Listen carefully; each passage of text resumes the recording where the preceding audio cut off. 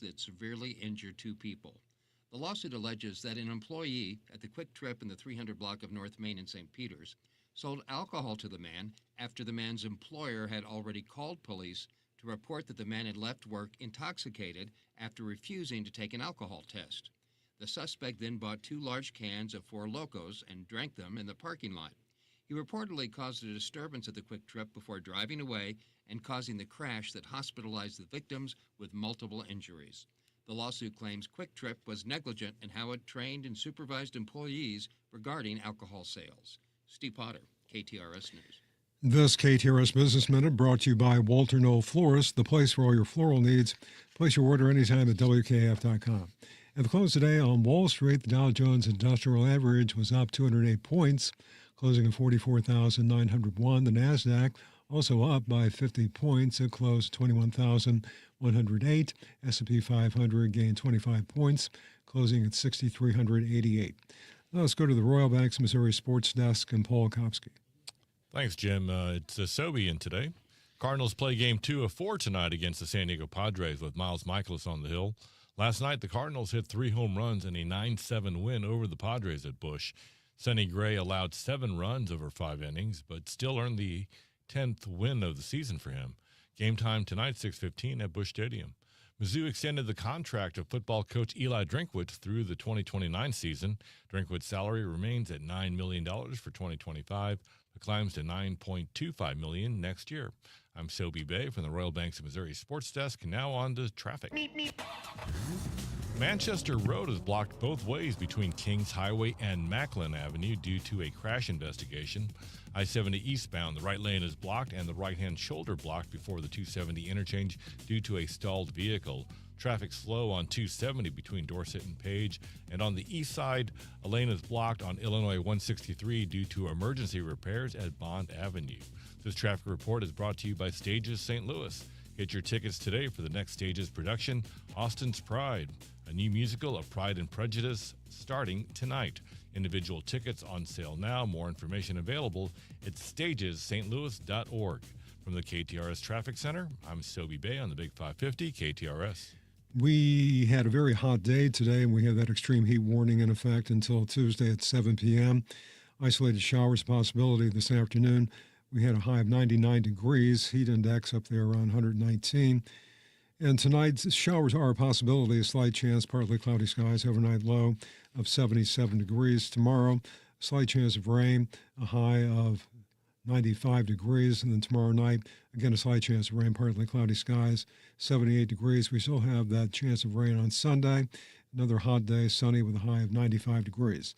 It's 95 degrees right now. Sunny skies feels like 113. I'm Jim Fairchild, KTRS News. What have we learned about Heidi? But cockroaches were the least of her problems. Heidi had to fight for every opportunity. You know, Heidi is, even though she's very kind of sweet and innocent, Heidi wanted out of the slum, and her agent wasn't doing enough. Oh my God, they moved Heidi right next to me now. Although Heidi seems serene, she's a bit naughty. she uses an ancient folk remedy to help calm her down. Heidi is back.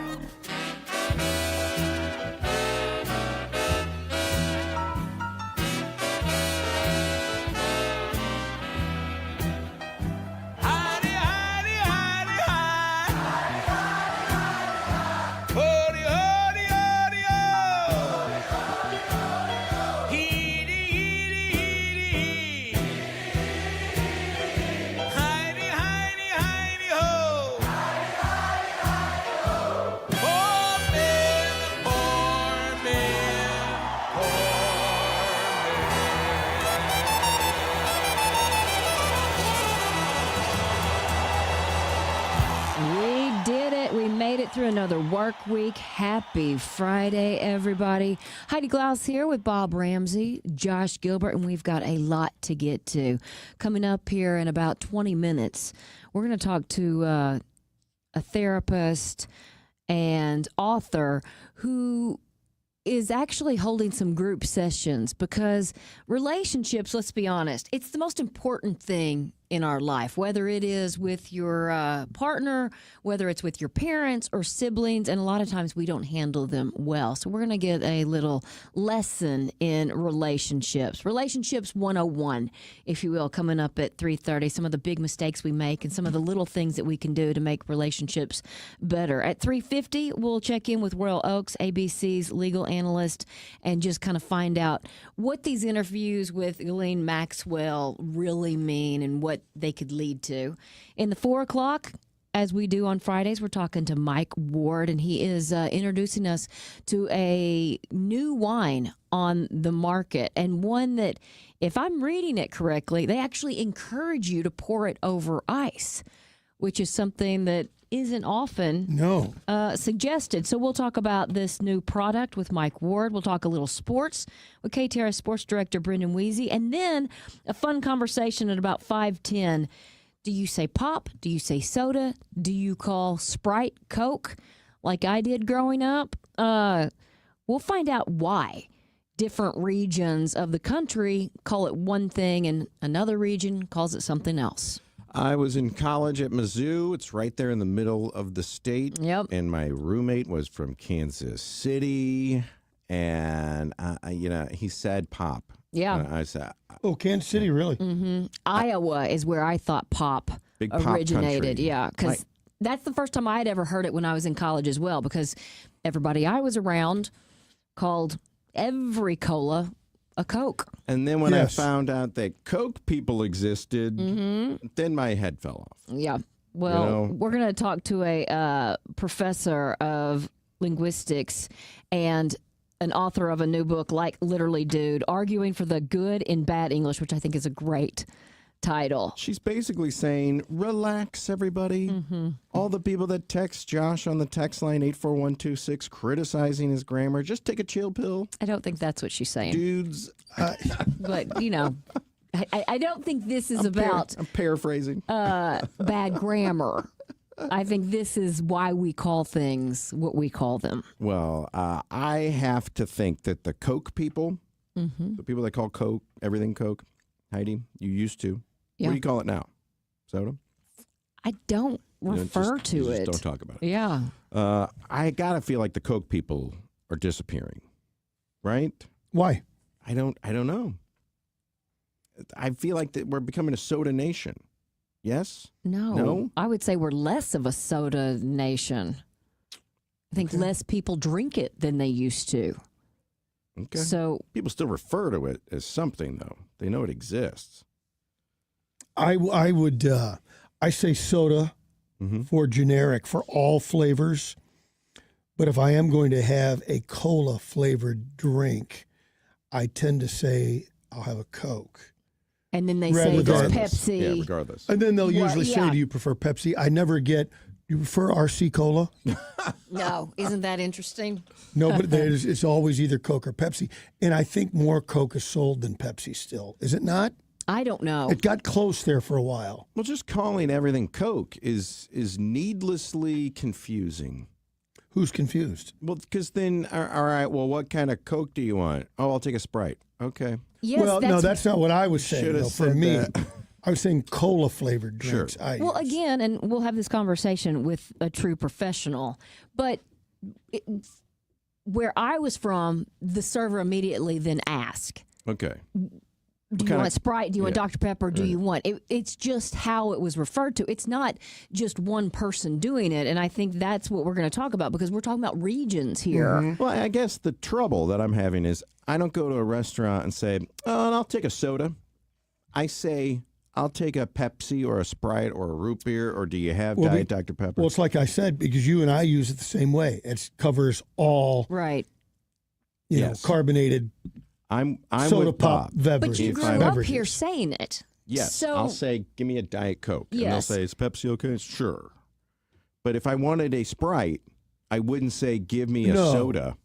No, I would you say, got to give me a go into the Sprite. deep Yeah. south. yeah. Right. Yeah. It's just I think. it's where you grew up, and that explains a lot about us, our personalities all around as far as that goes. So I think it'll be an interesting conversation. Yeah, and along with just the terminology, just the different dialects. Yes. I've looked at it before. It'd be fun to really study it. The difference in the way somebody in Minnesota talks compared to the way someone in, or even close by Michigan, where we might not notice it, but there are differences. Well, things like that.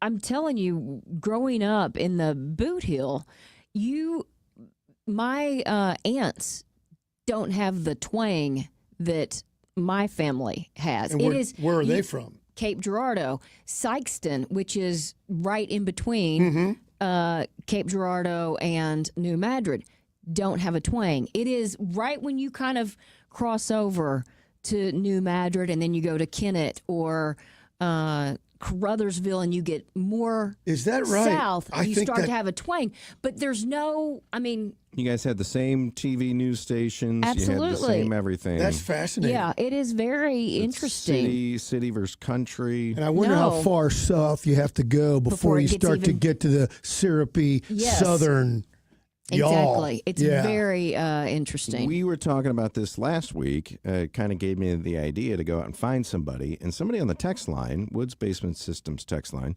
said people in the South talk more like the people of the Revolutionary era.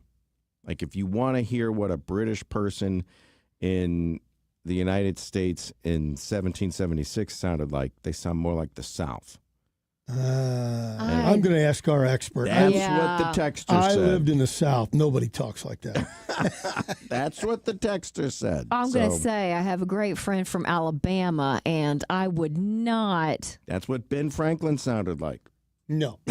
You know, every now and then you can hear, and I can't recall one specifically, that does sound a little bit like the way a Brit would maybe say a given word, but not the entire dialect. I do declare.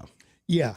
No, King George was not saying I do declare. No, I don't think so either. I don't think anyone actually. I think Foghorn Leghorn. He might have been the last. That was about it. You think? Anyway, that's what we have coming up.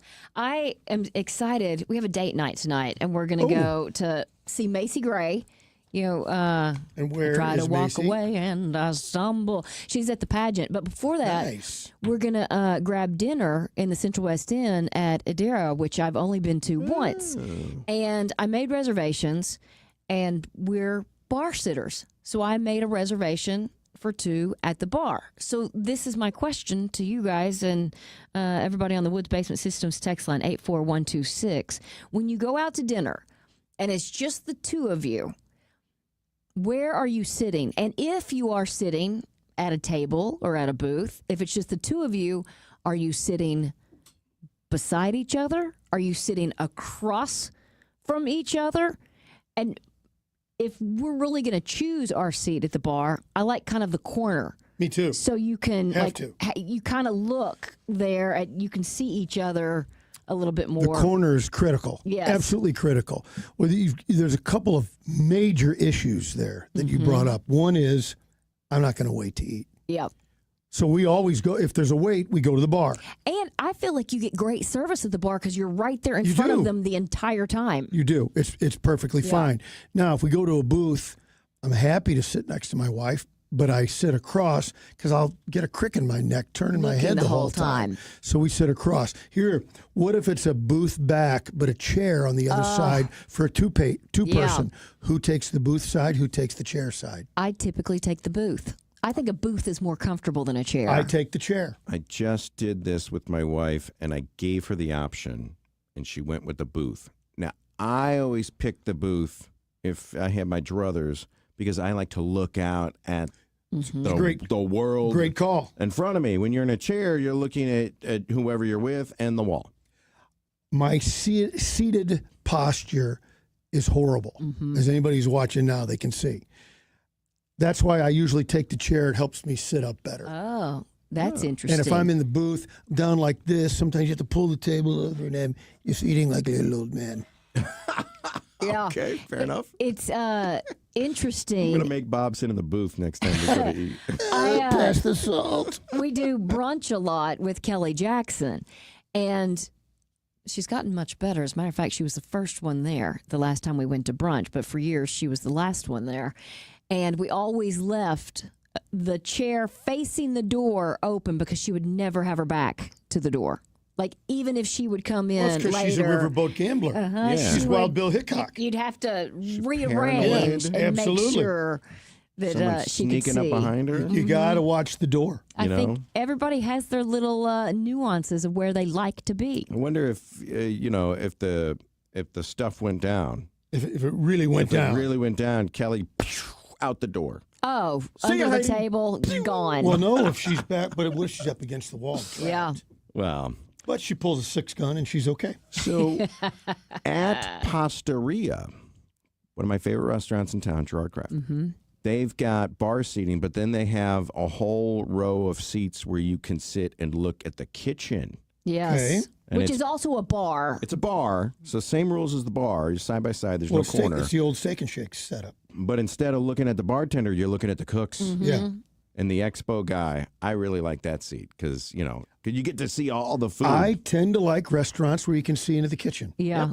They have to be cleaner. Yeah. There's no secret kind of sweeping going on. You know what you have. How about this? Do you like communal seating? Or, because Marcia hates it. You mean If where it's like family style? You're sitting with strangers. Like, Same table, strangers. Marcia hates it, and we probably would leave the restaurant. I would do it and have done it. It wouldn't be my first choice. Though. Yeah. Right.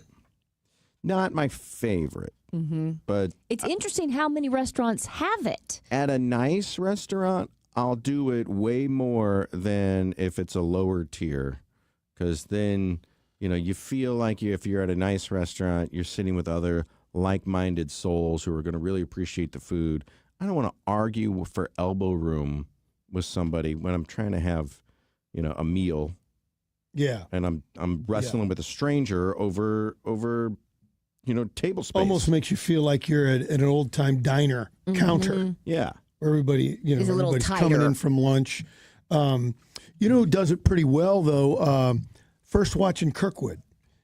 They have that, and kind of been stuck sitting there a couple of times because they're just doing such like great a big business. booth along the side, Well, which is this- table.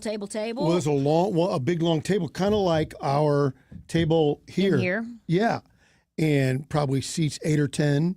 5 or 6 on a side. And again, it's not my preference, but I've done it a couple times. Heidi's question. I will go and sit at the bar if it's casual or, if we're celebrating something, I want a table. But if we're just going out, my mom's going to watch Finn for 3 hours, I'll go sit at the bar and chat up the bartender. Yeah. Find out if there's any new drinks that I've never heard of. So you're going to talk to the bartender more than you're going to talk to your wife? Oh, there's no question. You know that. You know the answer to that. You're like a lawyer here. You knew the answer before you asked the question. You would hope that we would all be talking together, but If not, I am not a corner guy.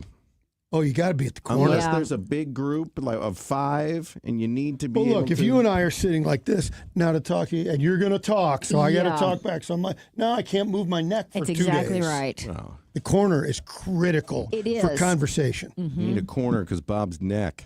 Or even better, if we have 3 or 4, and especially like that rounded. Yes. Because then you can actually talk and you can hear. Talk and hear and see each other. Yes, absolutely. I will same side it with my wife, by the way. If it's a big booth or a big table. Not surprising. Wait till you blow a disc out. What about those corner booths that, they're built for like 6 people, but sometimes they give it for 2? I'm not going to sit across. Sit way over there. Yeah, I'm not Yeah. gonna sit Hey, there. honey, you gonna have the fries? I said they got a steak on here. It looks great. No, I'm snuggling up. No, I don't think I'll snuggle because then I'm back to the elbow room thing. But we would sit closer then. See, Yes. Yeah. See? Our friend Susan, that's not a C. That's a different. You're rounded. Like, that's not the same as My sitting. point exactly. Oh, gosh. Again. Okay, Josh, you win. When do you go on vacation again? Not for a while. Let's get a GoFundMe for that. Yeah.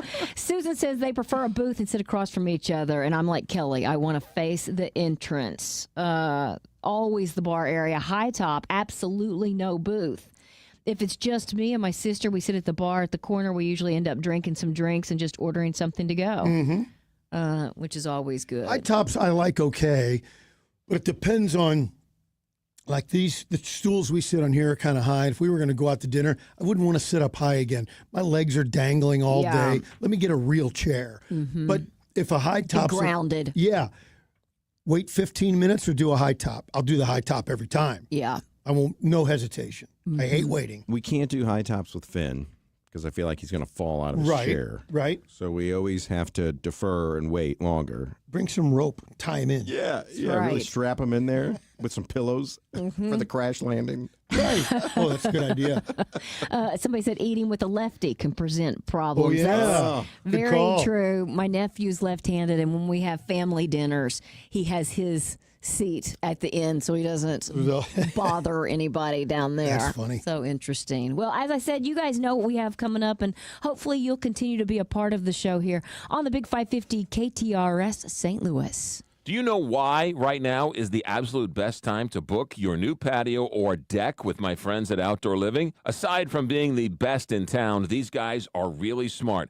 They pay attention to market conditions, and they've stocked up on patio and deck supplies, including steel, all before these tariffs kicked in. So while their competitors' pricing has gone through the roof, prices have never been better at Outdoor Living. Now is the best time to call and book your summer job. Not to mention, these same competitors have sold out to large conglomerates and hedge funds. Pat Leahy and his team remain locally owned and operated, providing the best pricing and the best service in town.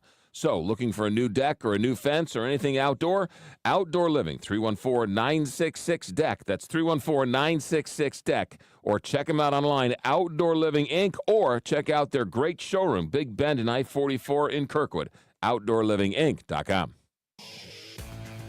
I'm Farmer Dave, and here's my good friend and owner of MasterCars Inc., Alex Rosenberger, with today's hot MasterCars Inc. deals. Thanks, Farmer Dave. We are insanely busy right now. It's my peak selling and buying season. I need to buy as many pristine Corvettes, Cadillacs, Vipers, Raptors, and other sports cars and luxury cars that I can find. Do you have a unique, rare, classic, or collectible vehicle you want to sell? Maybe even a daily driver with super low miles and in excellent condition. If so, we want to talk. We are cash buyers for collector-grade vehicles, including motorcycles. We've got great deals on hard-to-find, auto-check certified vehicles, too. Hop on our site today to buy, sell, or trade. So rev that motor and point your car in the direction of MasterCars Inc. and buy or sell today. 4100 Namioki Road in Granite City, or visit MasterCarsInc.com to get more details. That's MasterCarsInc.com. Aluminum shapes the world around us, keeping our homes cool, our cars moving, and our supply chains humming. From their global headquarters in St. Louis, Metal Exchange has been helping to make it happen for over 50 years. But they're more than an aluminum company. At their core, Metal Exchange takes a we before me approach by putting people first at work and in our community. That's why this month they're teaming up with the Salvation Army's Angel Tree Toy Town for Christmas in July, collecting toys and bringing joy to local families. Learn more about how Metal Exchange is impacting our world at metalexchange.com. I'm Jeff Zufall, Senior Tax Strategist and Wealth Advisor with Capital Advisory Group. Now, more than ever, having a tax strategy to protect and grow your wealth is an absolute must. Every Saturday, Josh Gilbert and I will discuss how you can keep what's yours, because the most important part of your wealth plan is your tax plan. That's Keep What's Yours this Saturday afternoon. Capital Advisory Group presents Keep What's Yours with Jeff Zufall and Josh Gilbert this Saturday afternoon at 3 on the Big 550 KTRS. Hey, Heidi Glaus here, asking you to join us weekly as we present the KTRS Book Club presented by the St. Louis County Library for readers of every generation. Books transport us anywhere our imagination wants to go. They are absolutely magical. The KTRS Book Club will introduce you to local and national authors, events, and special programs presented by the St. Louis County Library every week from 3 to 6 right here on the Big 550 KTRS. Greetings. I'm Camille Reinhold with Happy Brain Counseling in Kirkwood, Missouri. At Happy Brain, we want to help every person we see to feel better. Our group of therapists are highly trained and skilled to support all types of issues and concerns. Please check out our live show monthly on Sundays at 10 a.m. Our website is happy-brain.com. happy-brain.com.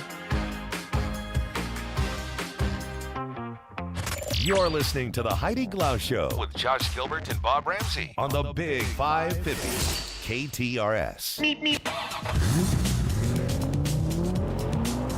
It is 3:31. We need to get a check of traffic on this Friday afternoon, and for that we turn to Sobe Bay. Hey, Heidi. Hi, how's your Friday so far? Great so far. I love it. Right on. Manchester Road right now blocked both ways between Kings Highway and Macklin Avenue due to a crash investigation.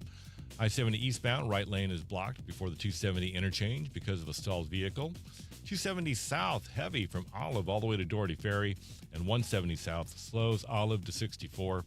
This traffic report is brought to you by Aldon Indoor Air Quality Specialists. Repairs are cheaper than replacements. That's a myth. Stop pouring money into that old AC. We'll buy back your old AC system and give you $500 plus 0% financing for 24 months. Your family stays cool and your wallet does too. Visit al-don.com to learn more about Daikin Fit Systems. From the KTRS Traffic Center, I'm Sobe Bay on the Big 550 KTRS. Well, we're about to talk to a therapist, life coach, but Evan Hansen, a teenager with severe anxiety, he probably needed a therapist. Thankfully, it turned into a fantastic musical. It is going to be playing at the Muni now. It is the 5th show in this season, and it is the Muni premiere of Dear Evan Hansen. It's a great story about the fragile life we all lead, and then the need for those human connections and the links we'll go to kind of make those connections. It is a Tony winner, and it is running July 28th through August 3rd, 8:15 nightly. It is a must-see, especially since it's a Muni and Midwest regional premiere, because when the Muni does something, they do it bigger and better than anything you have ever seen before. And don't forget, seeing any show at the Muni is just an experience like no other, because it's the nation's oldest and largest outdoor musical theater, and now a Tony winner because it received the 2025 Regional Theater Tony Award. So you can see Dear Evan Hansen starting July 28th, running through August 3rd. It is a don't miss. You can get tickets at muni.org or just swing by the box office there in Forest Park. Tickets start at just $21.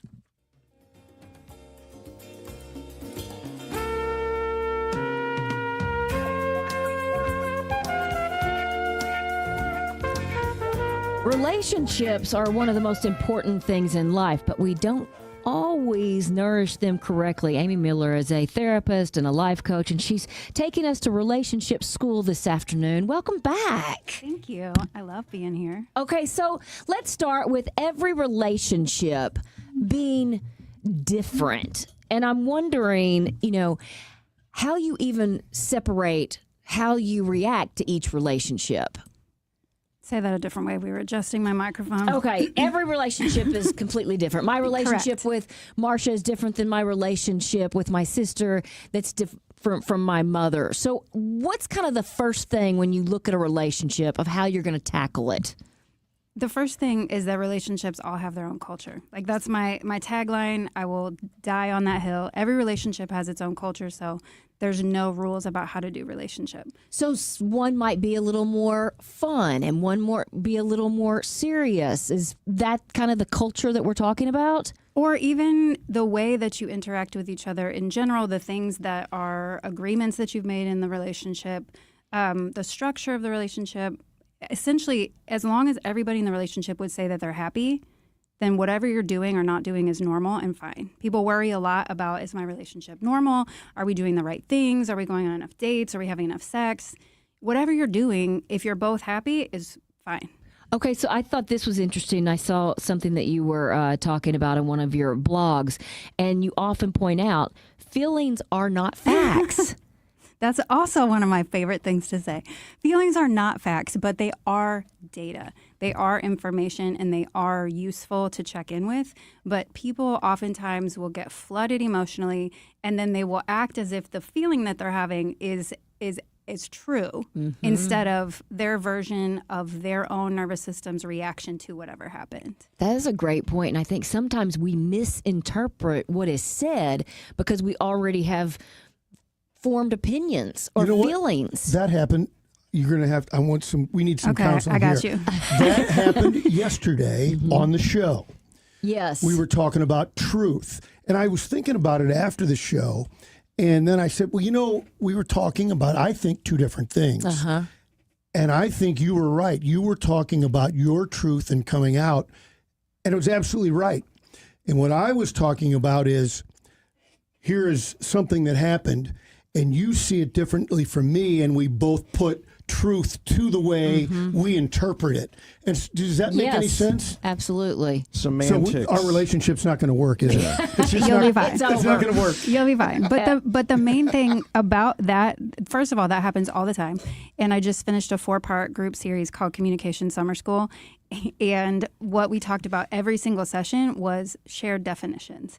And that a lot of times we're not talking about the same thing. Like, to your point. And that happened to us yesterday. Like, you're just not talking about the same thing. So let's first define, like, when we talk about truth, are we talking about, like, some objective reality that anyone watching would report the same? Or are we talking about my experience of the situation? Exactly. That's kind of where we were going Can you yesterday. come in every day? Yes. And just referee?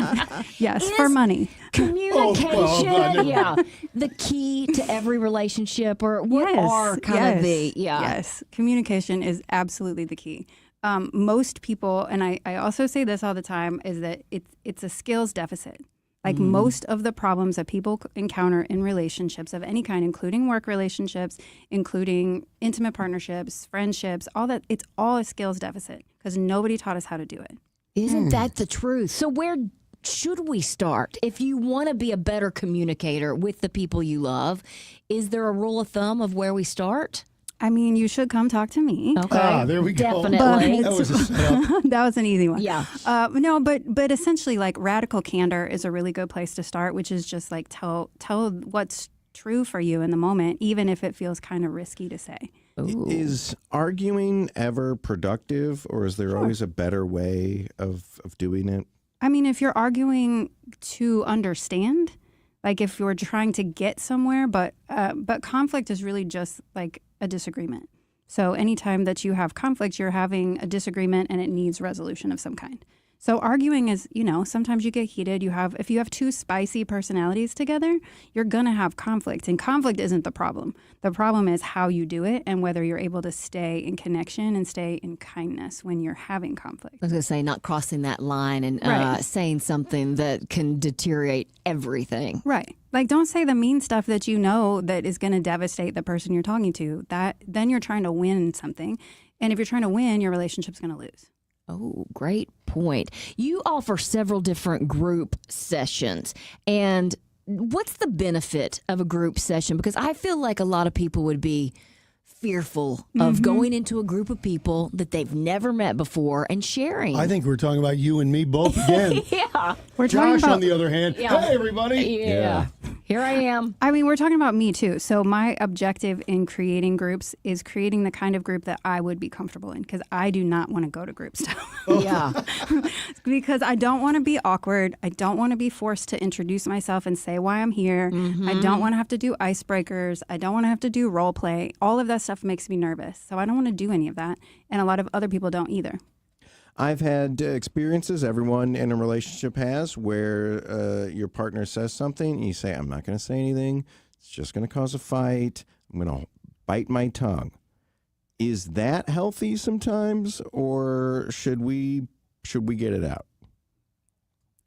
It depends. Okay. It depends on what your objective would be. Sometimes it's not worth what it would cost, because sometimes it's a feeling and not a fact. And it's just a thing that you will probably be better. You'll feel better about it in an hour or tomorrow.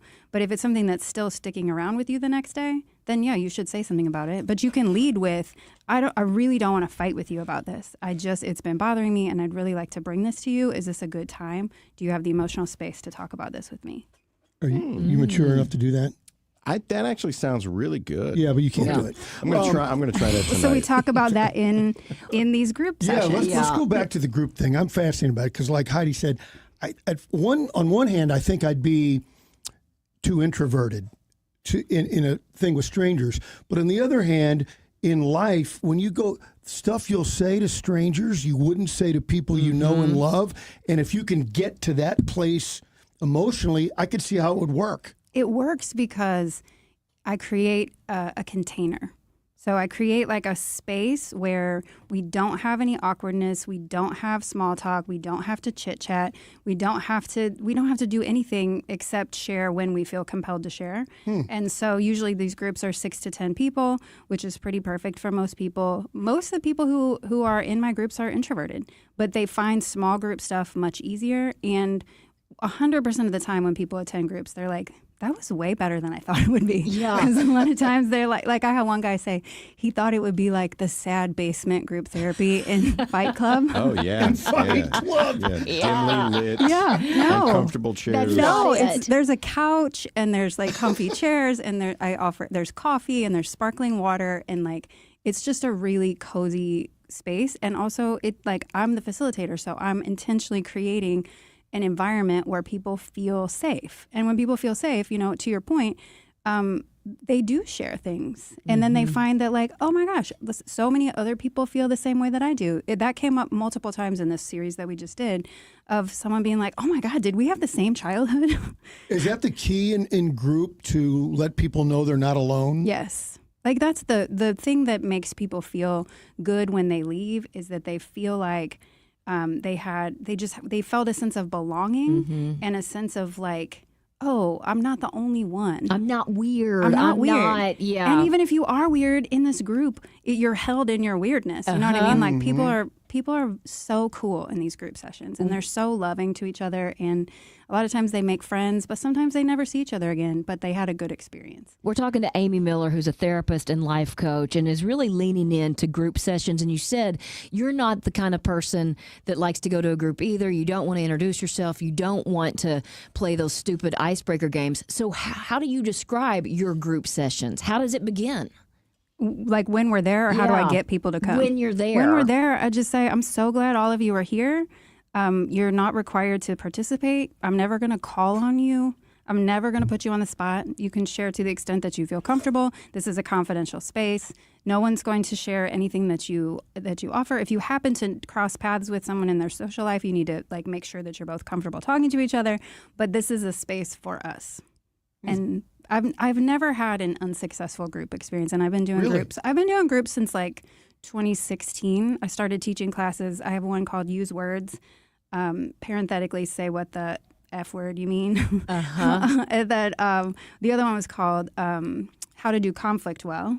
Like don't be an a-hole. Using curse words is like shocking to people, which then gets their attention. So hence the use. Yeah. You have a workshop coming up on how to raise awesome kids. I mean, you have several different groups that I think are really relatable to so many people. And in this one, it's like a no judgment zone because I think a lot of parents feel like they're being judged for their parenting. Sure. And I lead with, I am not the best parent in the world. Like I was not well suited for parenting probably. But the things that I'm really good at are the things that I can help you with. And that's like social emotional development, repair. So when you make a mistake, how to address your child about it or your children about it.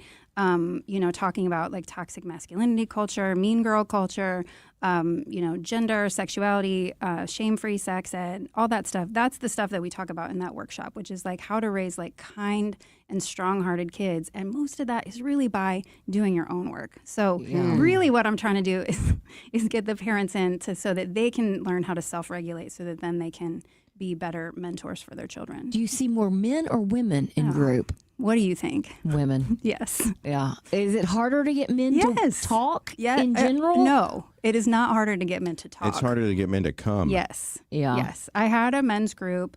I did a beta test with current and past clients, and I got 9 men to come. It was free, and I got 9 men to show up, and it was really enjoyable. And I sent feedback later, and several of them said they would love to do it regularly, so I put another one on the calendar. 3 people signed up. Yeah. And I gave them a month, and I asked many times, and I'm like, okay, well, we'll try again another time, because 3 people does not a group make. Well, the ball game was on that. Yeah, I mean, maybe so. And is it just priorities? It's vulnerability. It's discomfort. It's vulnerability. It's I don't want to show up and look stupid. I don't know what to expect. So I just made a TikTok video about group stuff literally today.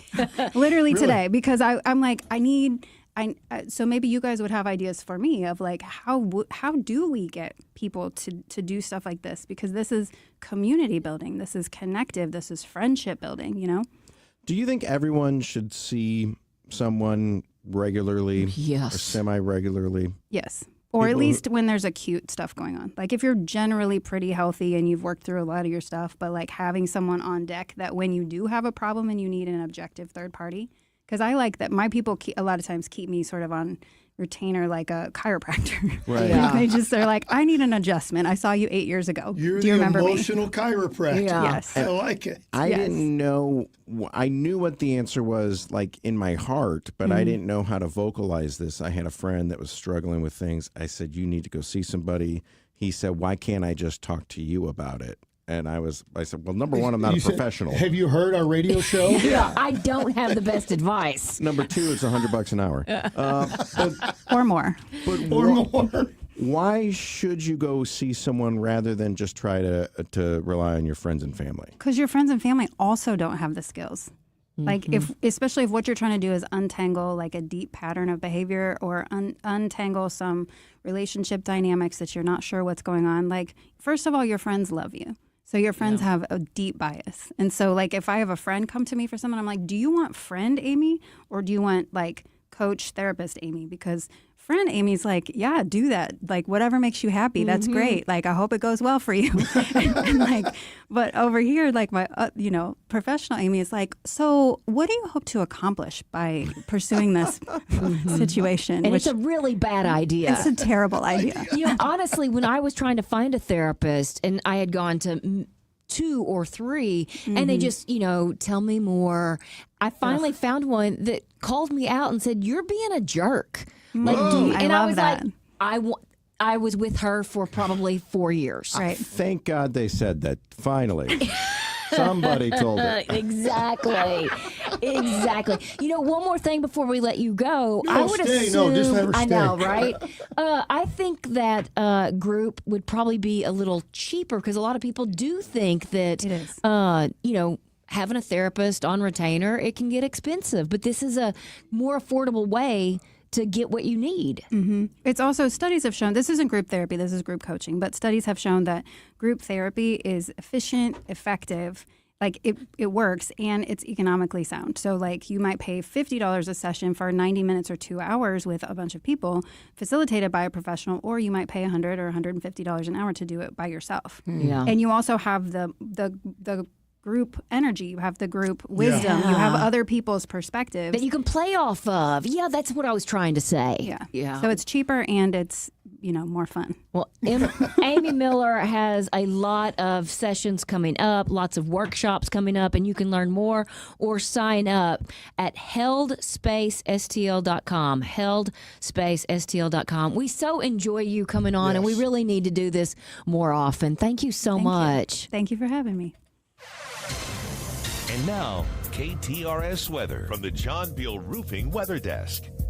I'm First Alert 4 Chief Meteorologist Steve Templeton. Watch for a spotty thunderstorm into the evening, dry overnight, and First Alert weather days continue for heat and humidity over the weekend. We won't break this heat wave really until about Wednesday, Thursday of next week. So a low of 79 Saturday morning, a high of 94, heat index 100 to 105. There is a chance afternoon to early evening for a heavy thunderstorm, 30% chance on Saturday, 20% chance on Sunday, which is likewise hot, a high of 94 with a heat index 100 to 105. That's the latest from the First Alert 4 Weather Center. I'm Chief Meteorologist Steve Templeton for the Big 550 KTRS. John Beal Roofing is the home of the lowest price roofing guarantee. Get a free estimate today at johnbealroofing.com. At Midland, we know sometimes all it takes is a moment. A moment for an idea to spark, or to make it happen. A moment to find your dream, or build one. A moment to start your forever, or at least start planning for it. Whatever moments you have, Midland is here for them and can help you make them. Midland, brighter together. Visit us at midlandsb.com. Midland States Bank is member FDIC. Cardinal Hall of Famer Jason Isringhausen and Eddie Scholler from the world-famous Fast Eddie's Bon Air. Hey, buddy, have you came over and looked at the new Eddie at Fast Eddie's? I finally got a new item. You know, it's been decades. Decade? More like 40 years to figure out how to put a piece of shrimp on there with your steak. I've known you for 40 years. You could have said something. Well, who'd have thought the Elwood could even get better? But we did it. We went and we made the Eddie. It's a foot-long serving term. Not that I needed another reason to bring the whole gang down there. I'm still going to order those big Elwoods, the succulent peel and eat shrimp, the hot chick on a stick, and that famous Fast Eddie burger. And I'm always going to get one of those ice-cold frosty ones and listen to that live music on that patio every afternoon and evening. Well, I just love adding another great item for everybody to come over and enjoy. When you come on over the beautiful Clark Bridge to look at the picturesque Mississippi River. Picturesque. That's very eloquent. Thank you very much. Well, like Mr. Shannon says, if you're 21 and in the mood, come on over to picturesque Alton, Illinois, and see the very eloquent Eddie at Fast Eddie's Bon Air. You're listening to the Heidi Glaus Show With Josh Gilbert and Bob Ramsey. on the Big 550 KTRS. It's about 8 minutes before 4 o'clock. Let's get another check of traffic with Sobe Bay. Right on. Thanks, Heidi. Severe delays, stop-and-go traffic on 64 westbound between Lake St. Louis and I-70. Manchester Road blocked both directions between Kings Highway and Macklin due to a crash investigation. I-70 eastbound, the right lane is blocked right before the 270 interchange. 270 south, heavy from Olive all the way down to Doherty Ferry, and 170 south, slow, Olive 264. This traffic report is brought to you by Inland Marine, located in Barnhart, Missouri. Inland Marine is your authorized Mercury Marine dealer. Whether you are looking for a new pontoon or fishing boat, make sure you check out Inland Marine. Find out more at inlandmarineboats.com. From the KTRS Traffic Center, I'm Sobe Bay on the Big 550 KTRS. Well, as Deputy Attorney General Todd Blanche is set to meet with Jeffrey Epstein's convicted co-conspirator, Ghislaine Maxwell, the Supreme Court could soon be weighing in on her case. Royal Oaks, ABC News legal analyst, joins us with his thoughts on this. What exactly would the Supreme Court be weighing in on? Well, her argument is that way back when Jeffrey Epstein was cutting deals with the prosecutors, remember he committed suicide in 2019 waiting for trial, but he cut various plea deals, and in one of them, there was an apparent deal between prosecutors and Epstein where only he would be accused of certain crimes, not co-conspirators, and specifically, according to Maxwell and her lawyers, she is a beneficiary of that deal. So if the lower courts don't agree with her, she's free to try to get the interest of the U.S. Supreme Court. My question was, he never made it to court because he killed himself in his jail cell. Does that negate the deal?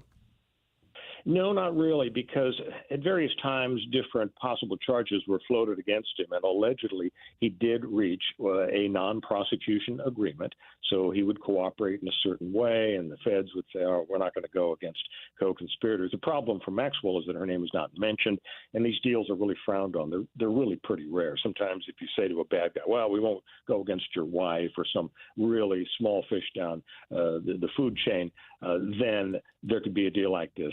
But to have Maxwell, who allegedly was right up there with Epstein, that would be kind of unusual. And, of course, the other big deal is will grand jury testimony be released by federal judges? One judge is very skeptical about that. A couple of other judges just want more briefing over the next few weeks. So we could get a real avalanche of information from secret grand jury testimony to fill in the blanks on the Epstein and Maxwell stories. What about the political side of it? We touched on it just the other day, Royal, and that is depending on which administration is in power, who wants Epstein, who doesn't want Epstein. I kind of think I speak for a lot of people. I don't care what party you are. If you're a creep and a criminal, we want you found out. Can we get beyond the partisanship on this? That's a great question. I mean, it's almost like we should change our national motto from E pluribus unum to inquiring minds want to know. Yes. Because really on both sides, I mean, the Republicans want to know if there's some bad guy Democrats who were clients or co-conspirators and so on. And the other thing is if there is a situation where the other party feels like, oh, we can go against Trump. You know, we see pictures of Trump socializing, smiling with Epstein. So, yeah, across the board, people are very interested. Royal, how does the Attorney General meeting or the Deputy Attorney General meeting with Ghislaine Maxwell and the Supreme Court thing work out? Is it all one big thing, or is it different? Well, it's interesting. A very high-up lawyer, remember Todd Blanche? He was the guy that was representing Trump in the Stormy Daniels case, where he was convicted of 34 felonies, and now he's in the Department of Justice. And so he met for 6 hours, he and his team, with Maxwell, and then a little bit more today. We don't know what's come of that. We don't have a fly on the wall, but the bottom line is that to the extent she can provide additional information, it'll promote the notion of transparency. Because you remember a few months ago, Pam Bondi said, "Oh yeah, I got a list of Epstein clients here on my desk. We're going to go through it." A couple of months later, "Oh no, there's really no list. We don't have evidence of criminality against anybody." And so that got tongues wagging, and people are wondering, what's the real deal? They refused to do special counsel on this, which would, like the Robert Mueller investigation, it would take it away from the politics. They would operate independently, and somebody would go visit Ghislaine and not have an agenda, so to speak. You just mentioned it. Todd Blanche was Trump's lawyer 1 year ago in New York. How is it possible? I know he's acting on behalf of the Department of Justice now, but how is this not a conflict of interest? Yeah, it absolutely is a problem. I mean, go back to the first go-around with Trump, and Jeffrey Sessions, as Attorney General, infuriated Trump by saying, "Look, I'm not going to look into this business about Russia collusion. I sort of was on the fringes of it, so we got to get Robert Mueller in here." Not exactly. It went over like a toad in the punch bowl with Donald Trump. Yeah, I mean, even more now, politics is infused with this. It's sad, but I don't know how we get rid of it, because the top law enforcement officer is the AG, and he's in the president's cabinet. Royal, I'm very naive to this. I watch too much television, but I'd like to think the Deputy Attorney General would say, okay, here's the flight manifest. All you got to do is point to the people on here that were with 15-year-old girls. That's all we want to know. And why is this so hard to find out? Yeah, it's a good question. I don't think we really know how much detail is in there in terms of ages of passengers. Also, guilt by association, even if you were on a flight, and it doesn't matter who else was on there. I mean, you could have been Billy Graham trying to, preach to them. Yeah. But, so we just don't really know enough about what really happened back then, and it's hard to put the pieces back together. Yeah. Royal Oaks, ABC News legal analyst, thank you so much for kind of trying to make these muddy waters a little more clear. You bet. Thanks. Since 1974, Permajack of St. Louis has been helping residential and commercial owners protect their biggest investment. From successfully solving foundation structural problems to making sure basements remain dry, Permajack has performed tens of thousands of projects on both sides of the river, utilizing state-of-the-art technology, techniques, and equipment. Permajack of St. Louis has done it with honesty and integrity, never recommending anything outside of what you really need. For many repairs, Permajack provides a transferable life of structure warranty, all while Permajack of St. Louis has earned a BBB A+ rating and accreditation. For foundation settlement, bowed or buckling walls, cracks in your foundation, walls or bricks, or basement waterproofing, choose the hometown family-owned team at Permajack of St. Louis. Schedule your free inspection and estimate at permajackofstlewis.com. That's permajackofstlewis.com. Permajack. Solid as rock. Got gold? Get green at Jewels on Hampton. Jewels on Hampton pays the most for your precious metals, jewelry, gems, currency, antiques, and collectibles. Jewels on Hampton buys precious and semi-precious gems and stones, scrap gold, and sterling silver. Jewels on Hampton buys and sells paper money, wristwatches, and pocket watches. They even take pianos and cars. To sum up, bring your gold chains, bracelets, rings, coins, dental gold, and more to Jewels on Hampton, 4506 Hampton Avenue in St. Louis. And get green online at jewelsonhampton.com. Progressive Insurance. Progressive can protect your home, auto, boat, motorcycle, ATV, RV, and more. In short, a lot of things. Bundle today at progressive.com. The Big 550. KTRS St. Louis.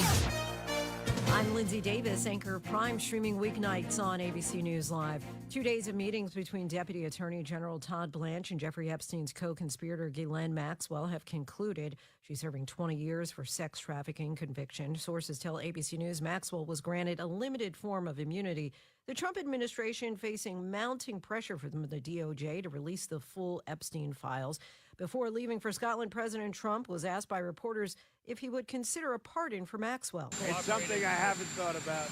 It's really something. I'm allowed to do it, but it's something I have not thought about. In an interview last night, Annie Farmer told me she was abused by Epstein and Maxwell when she was 16. She says Maxwell should not be released. Well, that would be devastating, not just for me. It would be devastating for so many people involved in this case. This was the one person who had been prosecuted for their crimes. Farmer says she believes more information should be made public. Britain, Germany, Italy, and France leaders held an emergency call today demanding an end to the war in Gaza with reports of widespread starvation. It comes a day after the U.S. and Israel walked away from ceasefire talks, blaming Hamas.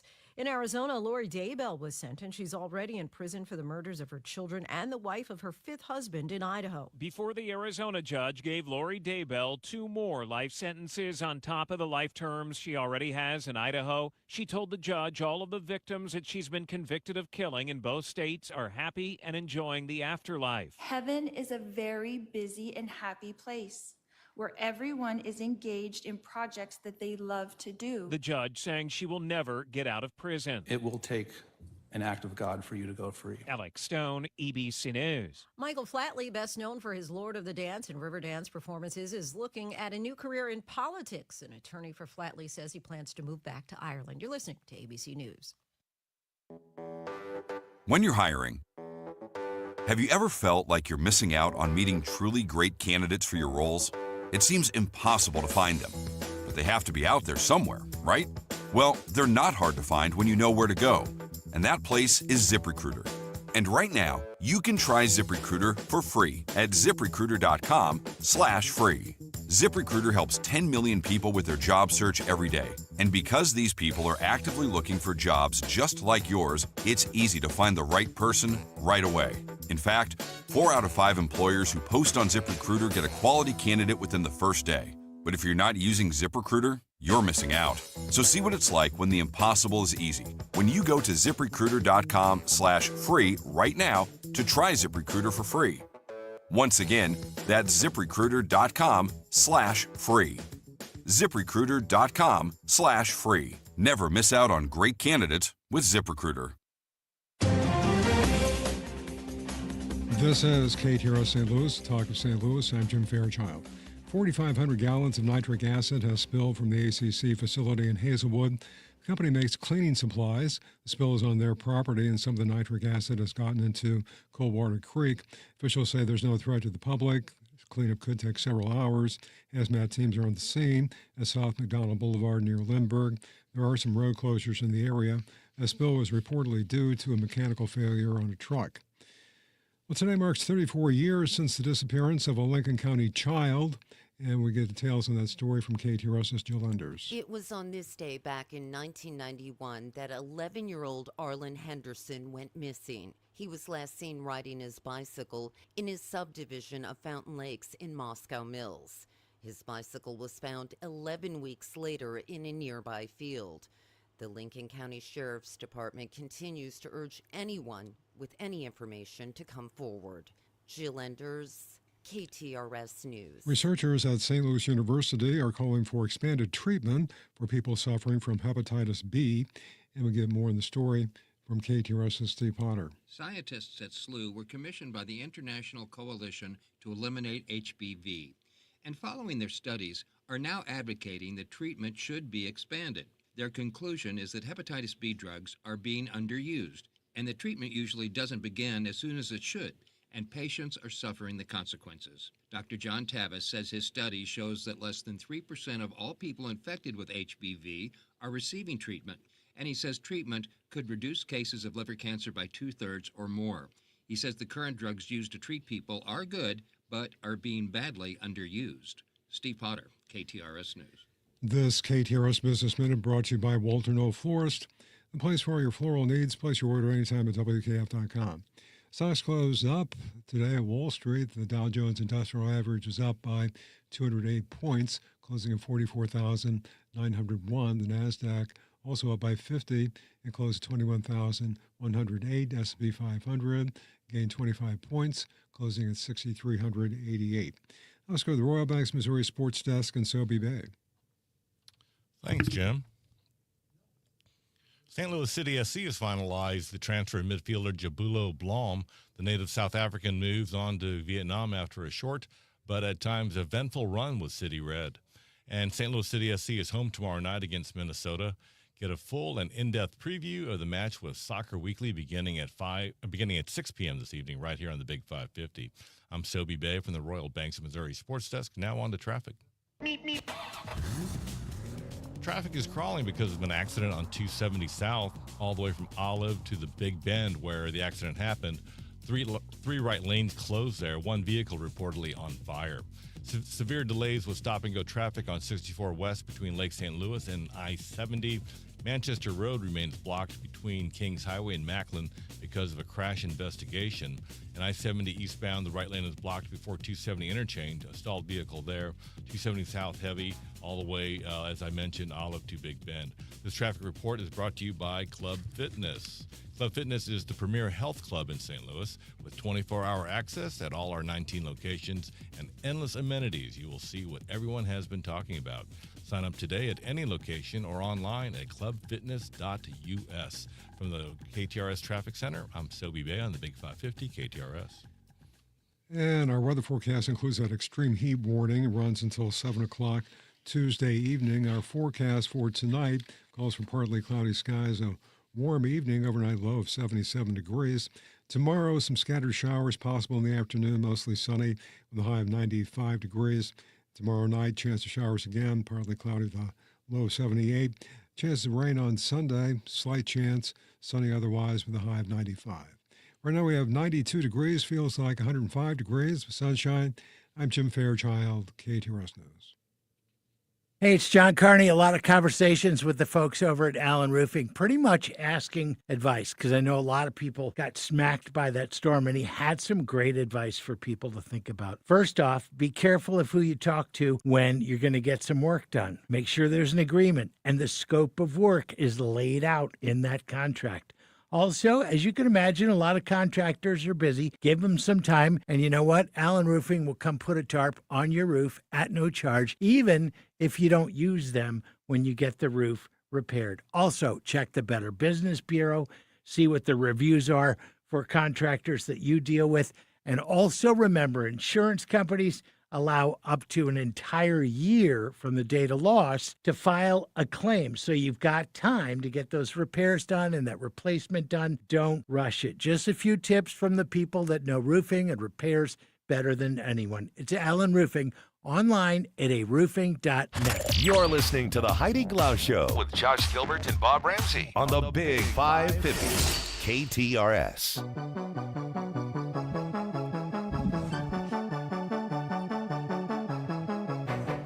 Our headlines for this Friday afternoon, July 25th. This St. Louis restaurant serves Missouri's best burrito. Oh. Food writers say. I'm taking notes. Burritos may seem like a simple mix of meat, rice, and beans wrapped in a tortilla, but in the right hands, it can really be an unforgettable food experience. A research team from lovefood.com recently compiled a list naming the best burrito in every state. Okay. Their selections were based on reviews, awards, accolades, in addition Just tell us where the burrito to is. the first-hand lady. experience of their food writing team. We won't hurt you. Just tell give us us the name. Give us the name. Once all of that was calculated, the best burrito in Missouri, the fajita burrito at Mariachi's 2 Mexican restaurant in St. Louis. It's on Gravois in the St. Louis Bevo neighborhood. Oh. Open daily for lunch and dinner. This is what the writers for Love Food said in their review. St. Louis staple Mariachi's 2 Mexican restaurant takes the parts we love the most about fajitas and burritos and combines them. The fajita burrito is a large flour tortilla filled with rice, beans, pico, cheese, and sour cream, perched on a top of skillet of a skillet of cooked onions and peppers, then covered in cheese and red sauce. Guests say they're in love with the combination. I'm in. You Sounds said it's delicious. Mariachi's 2. Yes, on Gravois Avenue in the Bevo What neighborhood. happened to Mariachi's 1? I think Mariachi's 1 is in St. Charles. Now, that burrito, I think of a burrito, something you eat with your hands. That sounds like something that you fork and knife. I've never eaten a burrito with my other With than your a Taco Bell burrito. I actually have, although I think it's rather gauche. To eat it with your hands. Last night, I had a chimichanga. Did you eat that with your hands? No, that's a fork and knife because it's covered with cheese. Well, so is this burrito. I know, but I don't, Yeah. No, I eat burritos with my hands, and usually it's a mess, and I should learn. But other than a burrito at Taco Bell, you've eten it by hand. Like a If you're at a Qdoba. yeah, but it's a mess, and so no, yeah. I'm even saying the one at Chipotle I ate with a knife and fork. Yeah, that's the way to. No, I admit I'm a pig. Okay. And gross. Thank you. And I should be using a knife and fork. 100%. Bob, how do you eat your Snickers bar? Oh, with a knife and fork, of course. A Snicker and a burrito are not the same size. Let me guess. If so, you are being really, really cheated out of a delicious burrito. All right. If it's covered in cheese, I will use a knife and fork. But if it's not, if the outside is just a flour tortilla, I'm picking that bad boy up. I'm going to do a callback to Royal Oaks, who talked about the toad in the punch bowl. Uh-huh. I thought that was really nice. A clean version. I've never heard that. Yes. Well, this isn't dirty like that. This is not, but it's still dirty. U.S. and Mexico finally are agreeing on steps to solve the decades-old Tijuana River sewage crisis. It's been in the news the last, 6 months or so, but it's been ongoing, as the headline said, for many, many years. The Tijuana River flows from Mexico into Southern California and then empties into the Pacific Ocean near the naval base. 60 Minutes did a thing on this. Yeah, and it's been a long-standing problem. Officials from both countries realize they have to fix it. Billions of gallons of sewage and toxic chemicals. The frogmen, the Navy frogmen were getting sick from Navy it. SEALs were getting absolutely sick because they train there in the ocean water. So despite multiple efforts, it's failed. We all know those sorts of things. Since 2020, more than $653 million in funds have been allocated to address the issue, but the crisis has continued because of delays by the Mexican government. So their new president, Claudia Sheinbaum, went into office last October, got together with U.S. officials, and they're finally made an agreement, and they're going to start sitting down. They're going to put money into wastewater treatment plants on the Mexico side, and the U.S. has agreed to complete the expansion of the South Bay International Wastewater Treatment Plant next month. So maybe tariffs we're not agreeing on, but the sewage, where it looks like we're finally getting an agreement, are going to clean up that mess. Yeah, thank goodness. Ugh. YouTube made $10 billion last quarter. 1 quarter. That's a fourth of the year. 3 months. How much money? $10 billion With a B. in ad revenue. Mm-hmm. YouTube is leading all other Netflix, streaming services. Cable, Prime, over the air, all of the different subscription services. 12.8% of all TV usage has been through YouTube. Hold on. Because of kids, isn't it? Are we talking about YouTube or YouTube TV? Now, YouTube is one thing. Heidi uses YouTube TV to watch television. I'm guessing they're rolling it all into one. Okay. Netflix is second with 8.3% of all TV usage, and no one else topped 5%. Huh. So YouTube is leading by far in the house. But there is an interesting, so YouTube TV, you have to pay a subscription for. YouTube, if you just want to go on and figure out how to put tile down in your bathroom. You don't have to watch necessarily the pay ads. for it. You have to, the ads. So you watch YouTube television. Do they have their own scripted or original programming, or do they just run movies and shows and you click around and find I what you watch want? live TV just like it's a cable service. It's a cable So service, all of yeah. our local stations, ESPN, ESPN2, CBS Sports, TNT, all of those that you It's on used to YouTube. get is on YouTube TV. Here's what's embarrassing. We have YouTube TV, and I didn't know that. That is Do you really pay, are you embarrassing. paying, I'm a are you moron. paying for it? About $70 is what he's paying a month. I can tell him. Hulu Live. That's Sorry. what I use, and that's cable. Yeah. As It's the you know, same thing. The only reason I didn't go with Hulu in the beginning was because they didn't have local ABC. Okay, they do now. They do now. And Hulu didn't have PBS for the longest time. And I couldn't Now get, nobody will. No, I'm yeah, just, right. Yeah, maybe. I couldn't get my Rick Steves fix, but YouTube is leading 12.8, 13% of all TV usage is done through YouTube. That is so It's interesting. amazing. Yeah. Well, I'll tell you this. If you want to travel, you need to go through Altair Travel and Cruises. I was just talking to Angie on my way into work today, she, of course, is now the president of Altair Travel. And it doesn't matter where you go. She was just talking about a family trip to Florida. They can help you with the flights and to find that location that you want to stay in and get it just right. If you're taking the family down there and you want to have a, 4-bedroom condo and make plenty of room for everybody, Altair Travel and Cruises can help with that. Or maybe you want to join along with Mike Ward on his next wine trip somewhere. I mean, that would be fantastic. I know they're doing a Discover the Taste of Bordeaux, which would be lots of fun. There's also a trip to Ireland, the Emerald Isle, which is going to be amazing. And what Altair does is they give you so many options. Maybe you don't have someone to travel with and you're looking to go somewhere, but you don't really want to go solo. Altair puts together so many fantastic groups. I mean, I'm going to Costa Rica with a group in November. We're going to have so much fun, and you meet people there that you remain friends with later. Altair Travel and Cruises can help you with all of that. Make them your first phone call, 314-968-9600, or go online. You can kind of see some of the featured destinations. There's even a Halloween on the high seas coming up in October. It's a Disney Cruise Line adventure. There's so many things out there that you didn't even know was an option until you call Altair Travel. AltairTravel.com. Coming up, we're going to talk wine and a brand new product that is on store shelves now with Mike Ward.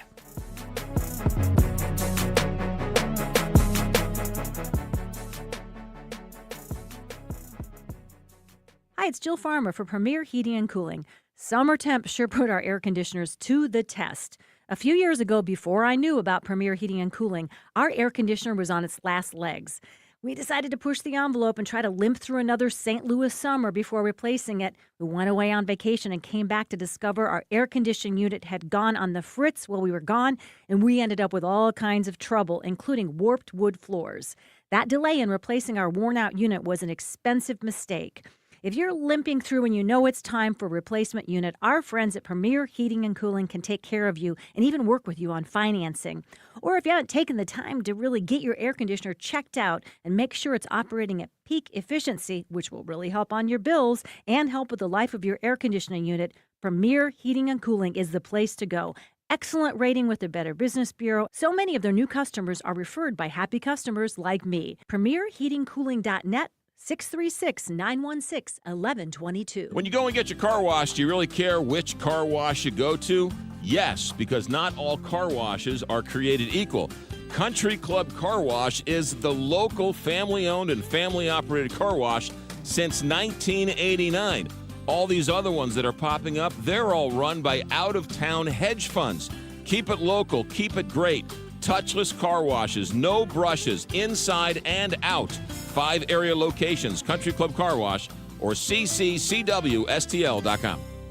I'm Mike Robinson with Robank Properties, and I want your fixer-upper home or condo. It's crazy to spend a ton of money fixing it up when I will pay you top dollar right now. I don't even care what condition it's in. Your trash is my treasure. No inspections, no contingencies, just cold, hard cash. Call me, Mike Robinson, at 314-283-0867. That's Mike Robinson, 314-283-0867, or at robangproperties.com. Have you recently retired and lost your sense of purpose? It happens. How about an opportunity to reconnect with the community? You should consider a part-time or even a full-time position with the Rockwood School District. You see, Rockwood School District is actively looking to fill part-time and substitute positions. Bus drivers, cafeteria workers, groundskeepers, and more. They offer outstanding benefits, a positive and caring working environment, competitive pay, flexible hours as well as shifts, signing bonuses, and an opportunity to work with kids. And if you're hired full-time, you can enroll your kids in the Rockwood School District even if you don't live in the district. The application process is easy. No resumes required. Just go to rsdmo.org/jobs. That's rsdmo.org/jobs. Reconnect with the community and find a new purpose with the Rockwood School District. rsdmo.org/jobs. Progressive knows we all crave validation. Girl, you are not 37. I would have guessed 27. You guys are too sweet. Sure, dewy skin. Terrific. Is something wrong, Ned? Why would you ask? Just because today marks my 10th anniversary without a car accident or even a speeding ticket? But somehow, tonight's all about your skincare. Wow. With Snapshot from Progressive, you can get a personalized rate based on how you drive. And that's all the validation you need. Progressive Casualty Insurance Company and affiliates. Snapshot not available in California or from all agents. Surcharge possible for unsafe driving. Kuna Food Service has been the trusted food supplier in the Midwest since 1918. For over 100 years, Kuna Food Service has been distributing the highest quality food products to some of your favorite restaurants while delivering superior customer service. When a restaurant puts their trust in Kuna Food Service, they get a team that truly cares about their success. That's why at Kuna, they like to say, they're big enough to handle it, yet small enough to care. Check them out online at kunafoodservice.com. Are you retired? Are you thinking about retiring? Who is helping you with retirement? Might be time to check out the show When Retirement Happens, hosted by Kevin Lloyd of Legacy Wealth Advisors. Saturday at 1, Sunday at noon on the Big 550 KTRS. You're listening to the Heidi Glaus Show with Josh Gilbert and Bob Ramsey on the Big 550 KTRS.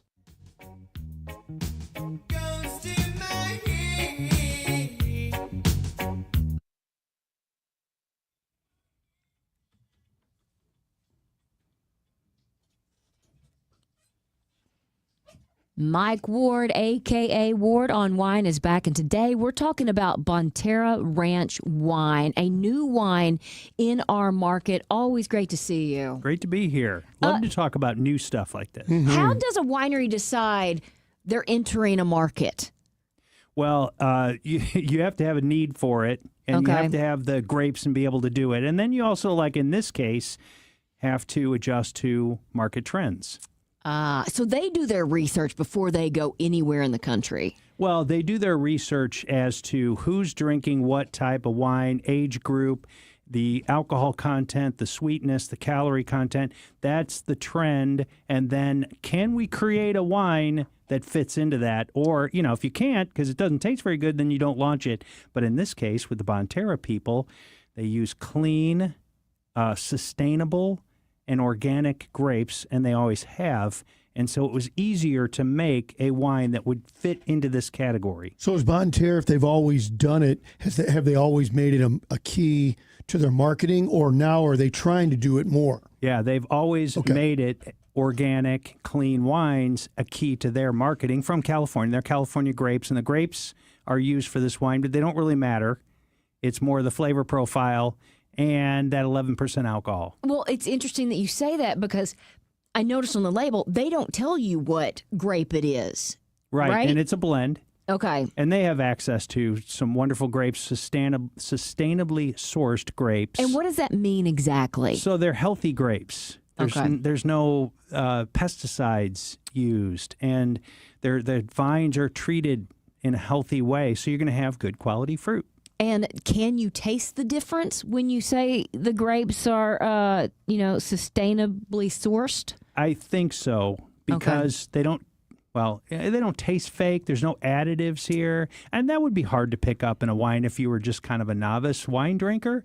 But, knowing obviously how it says on the bottle, sustainably sourced, organic grapes, you can really taste the fact that they're clean wines. Somebody is saying, can you define an organic grape? Is that just simply something that does not have pesticides, or is it something else? To become certified organic, and that's hard to do and expensive. So sometimes what you'll find is wineries will say organically sourced grapes, meaning that they'll get as many organic grapes as they can, but they can't use pesticides. And most wineries don't nowadays, because what you're going to do is kill your vines eventually. You may kill some bugs and diseases that affect your grapes right now, but eventually you're going to be replacing those vineyards because now the soil is not healthy anymore. It's got chemicals in it. Grapevines really don't like that. So interesting. I also read that these are great served over ice. Is that just with ice, or are we talking like making it with a sangria? Okay, so I am very open to new ideas for wine. And full disclosure, because I am a constant red wine drinker. Yeah. And in the pool on Sunday, when it was 100 degrees, I had a few ice cubes in my red blend. And? It was delicious. Okay. We were here a few years ago when we interviewed a master sommelier who said that she put That's right. ice in her wine. And after that, I was like, okay, a master sommelier does it, so it's okay. So the nice thing about these wines, and I think we're changing those stereotypes about wine that we've always had in the past. Oh my gosh, an ice cube can never touch that wine. And they're saying, yes, it's summertime. Go ahead, chill it, put an ice cube in it, put some club soda, put a little garnish, a little fresh garnish that you like. You can adjust it. And if you like a sweeter wine, these are very fruity. But if you are a dedicated sweet wine fan, then maybe add a sweeter component to it with a juice, make it a base for cocktail, make it into a sangria, and then you've got a quality wine as your base, and you're adding to it. We're talking about Bonterra Ranch wine, and they have 3 flavors? They do. And the flavors is what I wanted to ask about, because we're talking about organic. We're talking about, Bobby Kennedy, and everything's got to be natural. So how do they get flavors? Do they put the real flavors in there, or is it just a hint of it? How does that work? Here's the fun thing about wine. So as I've studied wine for many years and taken many exams where you have to blind taste wine, you are evaluating a wine for all the components that don't include a grape. So it tastes like cherries and strawberries and chocolate and a whole list of things that you're identifying and then linking to that grape variety. So to me, it makes sense when a wine says strawberry hibiscus as a dry rosé, and I think, oh, well, sure, those are flavors that you can identify in grapes, in the grapes used in this wine, where a consumer might think, oh, we're adding strawberry and something. But that's not the case. That's not the case. They've been able to make these wines so that those flavors are the predominant flavors that you're going to find, along with more. It's an interesting approach and a very modern approach to winemaking. Well, somebody on the text line just said, saw the ranch wine. So glad you're covering it. Is it sweet or dry? So, and thank you to Schnucks, who has brought this in exclusively and can find it at every Schnucks store. Wow. And I would tell you that it is on the drier side. Okay. So it's lower calorie, but it's fruity. And I have been at a Schnucks store tasting people with this wine and had some people say, oh, well, that tastes a little sweet to me. And I've had other people say it's too dry for them. So for me to say, I want to be very careful. I want you to try it. It's fruity, It's $8.99. but not sweet. It's a great price. But yeah, it's fruity. And if you like super sweet wine, this may not be your first choice, but I would say that buy it anyway and then doctor it up a little bit. As a cocktail. Okay, so much more to talk about with these wines and more, and we've got a ton of questions coming in on the Woods Basement System text line. We're going to get to all of you, I promise that, but right now we got to get to Sobe Bay, who's in the KTRS Traffic Center this afternoon. Hey, Sobe. Hey, Heidi. Car on fire from an accident has traffic on 270 South crawling. Two right lanes are closed to Big Bend. The backup goes all the way back to Olive. Manchester Road still closed in both ways between Kings Highway and Macklin Avenue due to a crash investigation. Stop-and-go traffic on 64 westbound between Lake St. Louis and I-70. This traffic report is brought to you by Renewal Anderson. For a limited time, take advantage of Renewal by Anderson's largest new customer discount. 25% off your entire window or door project and great financing options. Call 314-350-6550 or online at rbastl.com. From the KTRS Traffic Center, I'm Sobe Bay on the Big 550 KTRS. And now, KTRS weather from the John Beal Roofing Weather Desk. I'm First Alert 4 Chief Meteorologist Steve Templeton. Watch for a spotty thunderstorm into the evening, dry overnight, and First Alert weather days continue for heat and humidity over the weekend. We won't break this heat wave really until about Wednesday, Thursday of next week. So a low of 79 Saturday morning, a high of 94, heat index 100 to 105. There is a chance afternoon to early evening for a heavy thunderstorm, 30% chance on Saturday, 20% chance on Sunday, which is likewise hot, a high of 94 with a heat index 100 to 105. That's the latest from the First Alert 4 Weather Center. I'm Chief Meteorologist Steve Templeton for the Big 550 KTRS. John Beal Roofing is the home of the lowest price roofing guarantee. Get a free estimate today at johnbealroofing.com.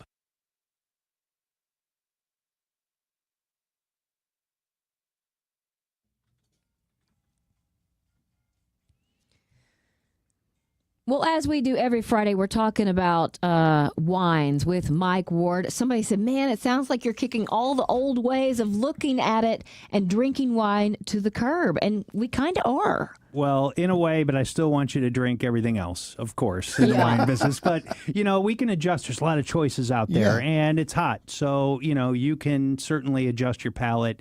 Just don't want you to say, okay, I'm giving up wine until the winter. Don't do that. These are perfect for now, and will lead you into the rest of the year. Okay, somebody's asking at what temperature will heat start to affect an unopened bottle of organic wine? Well, temperature's going to hurt any wine. I don't want you to leave it in your car and forget about it. I've done that before, and it's terrible for wine.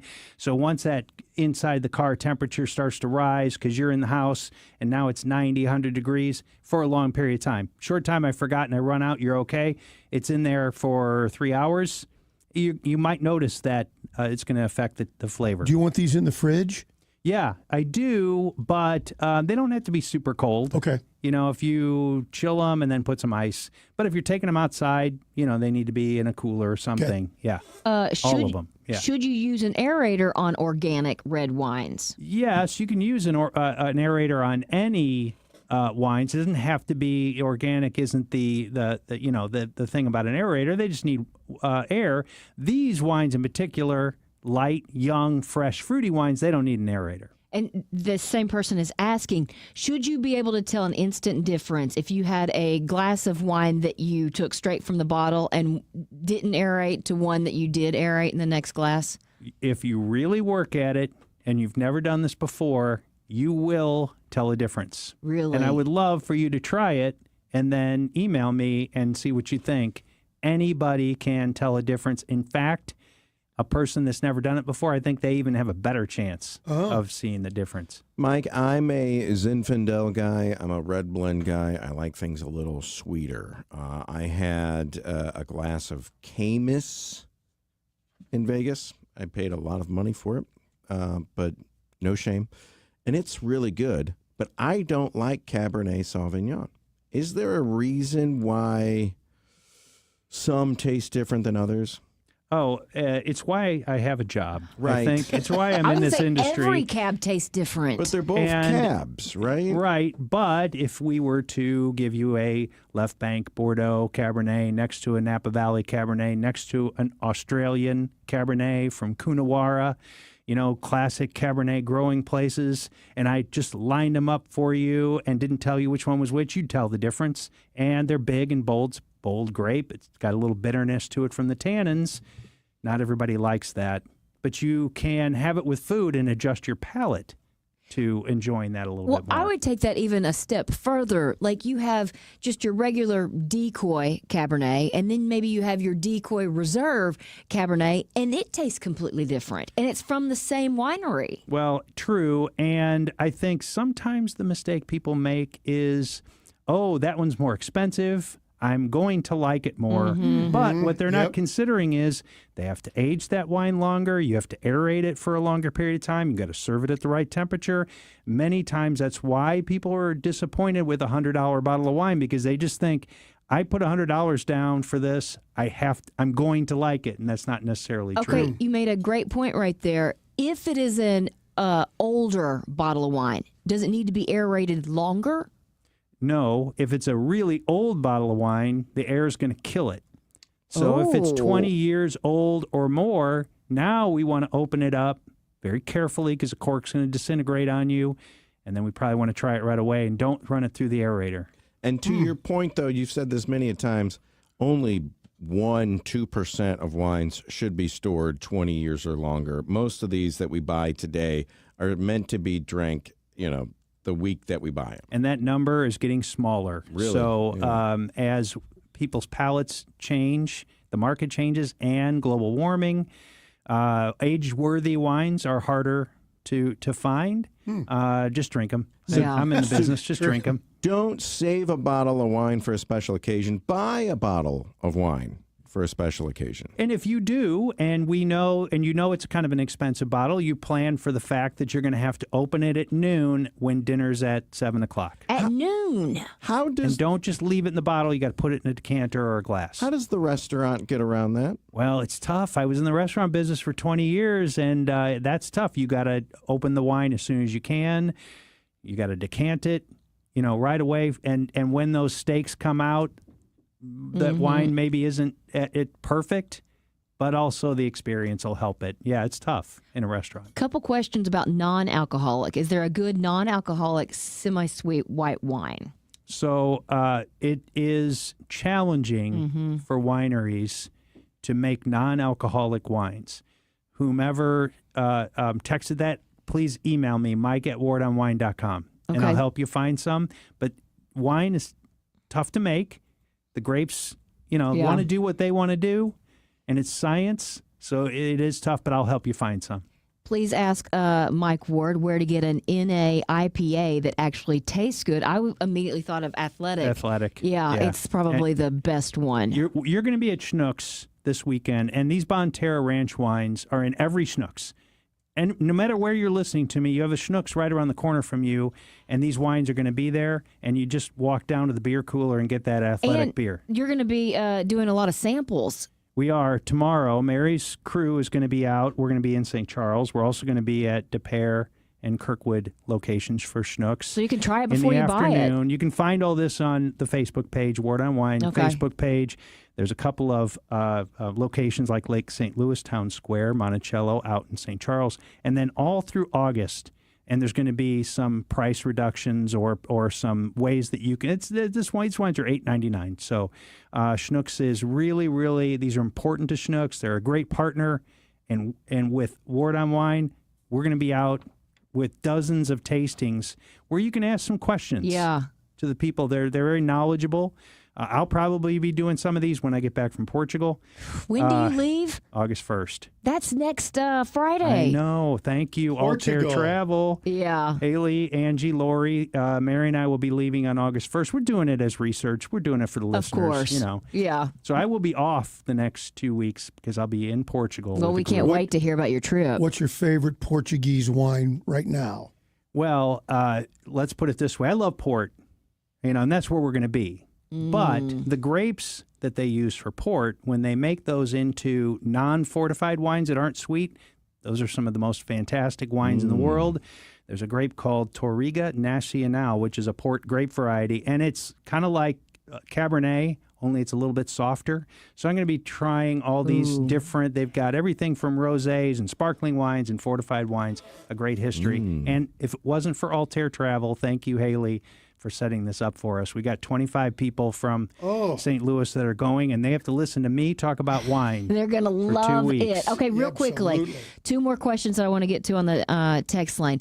Can you tell me how to make the perfect spritz? I hear it's the ideal summer drink. Well, first of all, have that fresh have this white wine from Bonterra. This is a great one. Or the rosé, the pineapple key lime. So have some fresh wine. Make sure that you've got a good garnish, and some club soda. So I think freshness of the ingredients, and then your club soda, because these are not effervescent wines. These are not sparkling wines. You're going to have to add the sparkle to them. So then what I would tell you is adjust to your flavor. So start with the wine over ice and add the club soda, but make sure you've got a nice fresh garnish to complement it, and I think you'll be happy with that. What's the perfect garnish for a spritz? Well, I mean, lemon, lime. You can do a little orange peel if you want.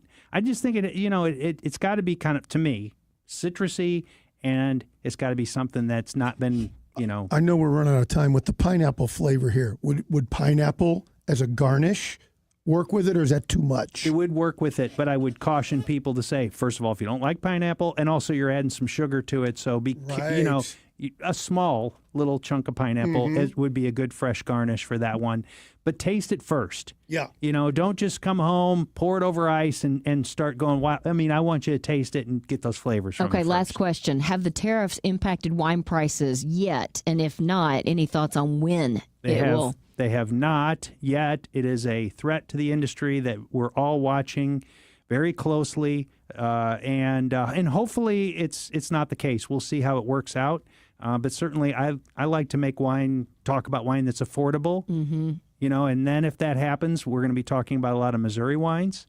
It might be the time to talk Missouri wine, but hopefully everything will get worked out, because there's a lot of great families in Europe growing grapes and making wine that just depend on us to drink their wine, that are just small, like I'm doing families. what I can. I mean, let's do it. Yeah. Mike Ward, always great talking to you about whatever wine it is that you bring in. And as he mentioned, Bonterra Ranch wine is exclusive to Schnucks. You can find it in all of those. Thank you so much. Thanks. Cheers, my friend.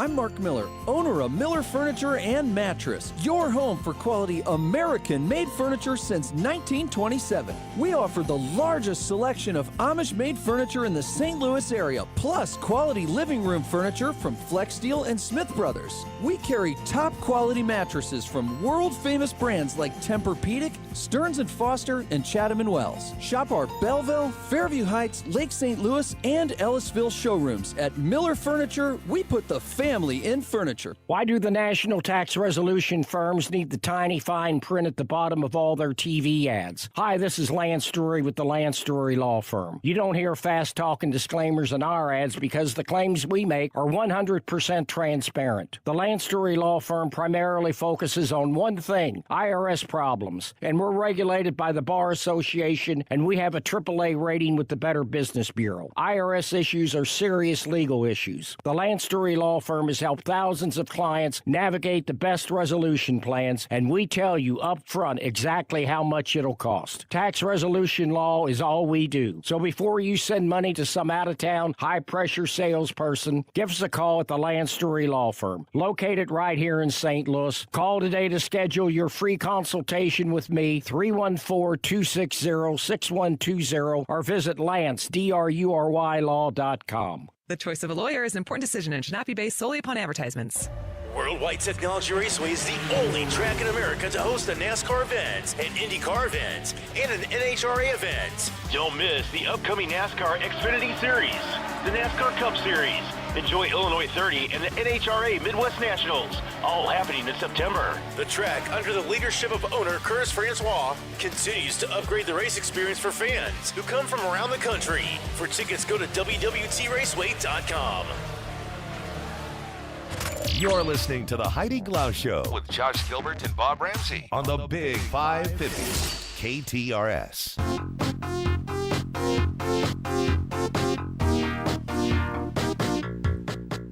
We're going to run through some sports headlines with KTRS Sports Director Brendan Weezy. First of all, Cardinals finally got those bats going, finally got a win. Nice win against the Padres for sure. Because the bats, I mean, you don't get shut out in Colorado very often, so that was a bit of a red flag for sure. So nice one yesterday, and something Ramber's talked a lot about all year long. This team doesn't hit for power; they actually hit 3 home runs. Insane. So, especially in that ballpark. So that was a nice trend to see. Padres are a good team, not a great team. They're fighting for their playoff lives as well. When you look at their lineup, you can't believe that their offense has not been as good as the Cardinals. Isn't that insane? It should be a lot better.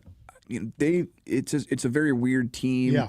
They're even talking about trading some of their guys. They're talking about trading Dylan Cease, who is one of their best starting pitchers. We'll see tonight. It's a really. I think we get Pivetta tonight. Oh yeah, you're right. It is Pivetta. Pivetta Yeah. tonight. Well, speaking of, we're 1 week from the trade deadline. Any other talk about who's leaving our team? I think it's those big three relievers. It's Helsley, it's Maton, it's Matt. They're the most likely to move. I will say this: there's some chatter today for the first time about Brendan Donovan being looked at by other teams, and it makes sense. I think for both Rammer and I, we would. I mean, he was our only All-Star. He is your only. He's a fantastic player, but he's older for a guy that's. It doesn't seem like he's been around that long, but he's 28. If you think you can get a haul for him, you go for it. You listen on probably just about everybody, right? I think they'd listen on Donovan. I kind of doubt they'd get enough to move him. That's the key, I think. And there, you use the word haul, because if you don't and you trade him, you're telling everybody you're not going to contend next year. Right. Keep your fingers crossed for 2028. He's your best player. Yep. You'd have to bring back something, multiple significant pieces. And I'm not sure Donovan would be enough for a team to do that. Again, like he's in that Tommy Edman mold. The Dodgers didn't give up that much for Edman last year. Now, granted, he was hurt. Donovan's healthy. He's a fantastic player. I don't see anything happening. So I think it's those first three relievers we mentioned, the most likely to move by next week. All right, I saw this one. NFL is finding more than 100 players for selling Super Bowl tickets above face value. It's incredible, and I think for a league that has plenty of funding, I don't know. I get it, and I understand why they'd want to discourage it.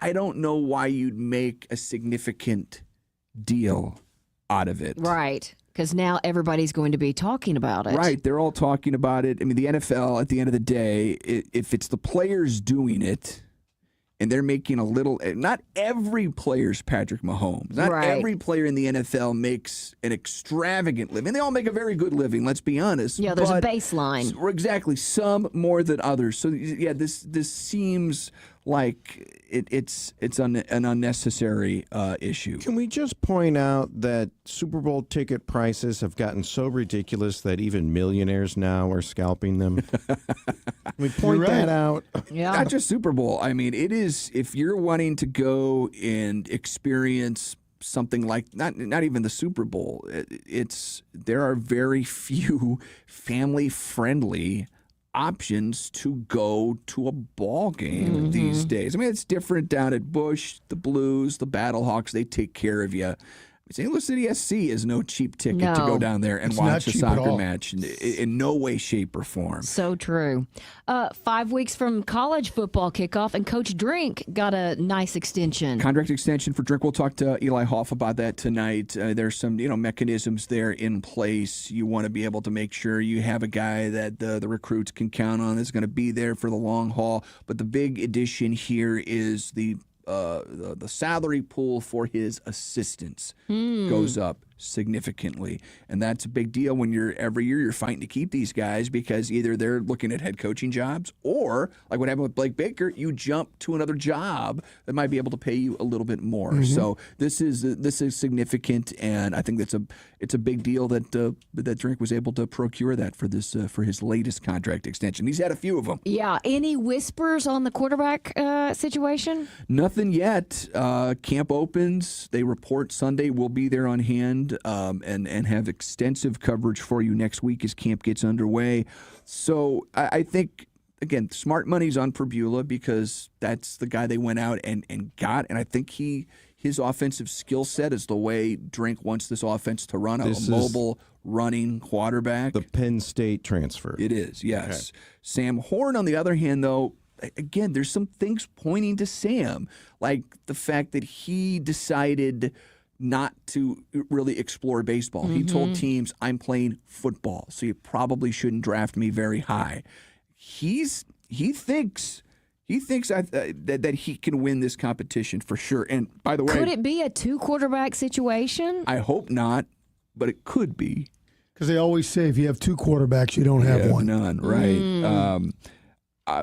Sunday will be our first chance. Bo Perbula, he did a podcast a few weeks ago, I think, with a former teammate. Other than that, he has not spoken with the media since arriving in Columbia, and Sam Horn hasn't spoken in a long time himself. So this will be our first chance to really chat it up with the QBs. So that'll be coming up on Sunday, and then we'll have a lot of that coverage for you on Monday. Looking forward to that. And then one more, OAR headlining the first ever community concert at Stiefel Charity Classic. Yeah, this is, and it's interesting because this golf tournament, I don't want to say it gets overshadowed, but next year the BMW's here, the PGA Tour at Belle Reve. And, you know, the Stiefel Charity Classic has been, and obviously the Ascension Charity Classic before that.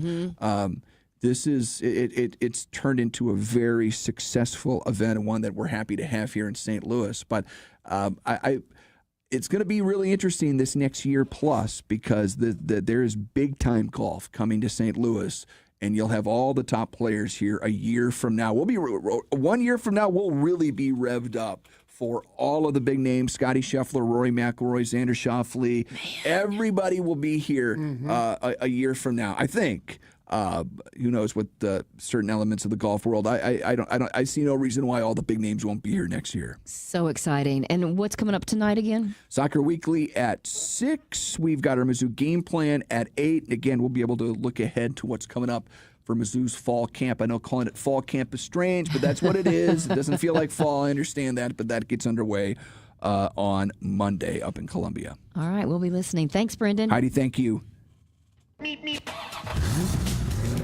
It is 9 minutes before 5 o'clock. Sobe Bay, what are you seeing on the roads? Hey, Heidi. Not too bad. The accident has been cleared, but traffic's still slow. South 270, Olive to Doherty Ferry, and again, Big Bend to 55. A crash investigation has Manchester Road closed in both directions between Kings Highway and Macklin. Stop-and-go traffic on 64 West between Lake St. Louis and the Wentzville Parkway. 170 South, slow, Olive to 64. This traffic report is brought to you by Neighbors Credit Union. If you're ready to upsize, downsize, or first-time home buy, turn to the team at Neighbors Credit Union. At Neighbors Credit Union, you'll get great rates, expert advice, and personalized, friendly service throughout the entire home loan process and beyond. That's just what you'd expect from a great neighbor. Apply online today at neighborscu.org. From the KTRS Traffic Center, I'm Sobe Bay on the Big 550 KTRS. Well, you know, with all this heat, you might be realizing that too much of that air is leaking out of your windows, and it's time for energy-saving vinyl replacement windows. Dalco Home Remodeling can help you with that. Dalco Home Remodeling can do a little bit of everything, whether you want to kind of up your curb appeal and change the look of your house. I mean, a brand new front door can do that immediately. And Dalco Home Remodeling custom makes their doors and windows here in the Show Me State. We often talk about those things that are coming from abroad, but even better when it's made in Missouri. They can help you with roofing. They can do brand new siding, switch up the color if you want to. And there's so many new products now than there were 20 years ago when it comes to your roof or siding. Dalco can even help redo that bathroom and give you that spa-like feeling. Or, as we were talking with Lauren, you know, make that shower walk-in shower so you don't have to worry about, you know, kind of stepping in to a tub. Whatever it is you're looking for, Dalco Home Remodeling can help. And they actually handle each project with care and intention. They know about customer service, and it is at the top of their list when they work with somebody. So call Dalco Home Remodeling at 314-648-8113 or go online to dalcohomeremodeling.com.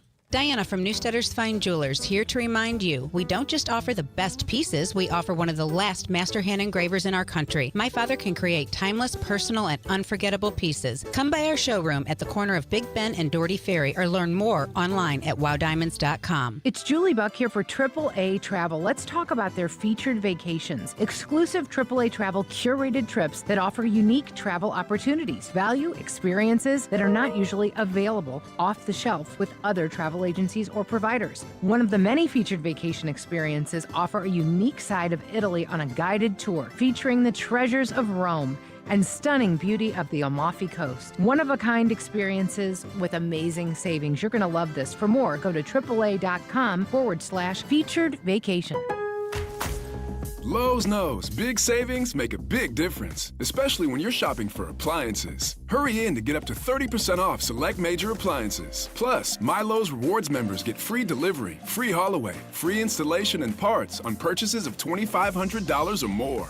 Lowe's, we help, you save. Valid through 7/30. Selection varies by location. While supplies last. Price, delivery time, and vehicle availability may vary based on order size and location. Exclusions apply. See Lowe's.com/delivery for more details. Scott, remember when the Queen of Carpet and the Princess of Pile were flying around the arch selling flooring? Andrea, that was the Queen of Carpet and the Princess of Tile. Oh, that's right. But we don't need shtick here at Best Buy Flooring. That's right, because our in-stock selection of carpet, carpet tile, sheet vinyl, laminate, hardwood, luxury vinyl plank, and luxury vinyl tile are already at low prices. Come see us at our 3 area locations, North County, South County, and Metro East. Open 7 days a week. Plus, free financing on approved credit. Best flooring, best selection, Best Buy Flooring.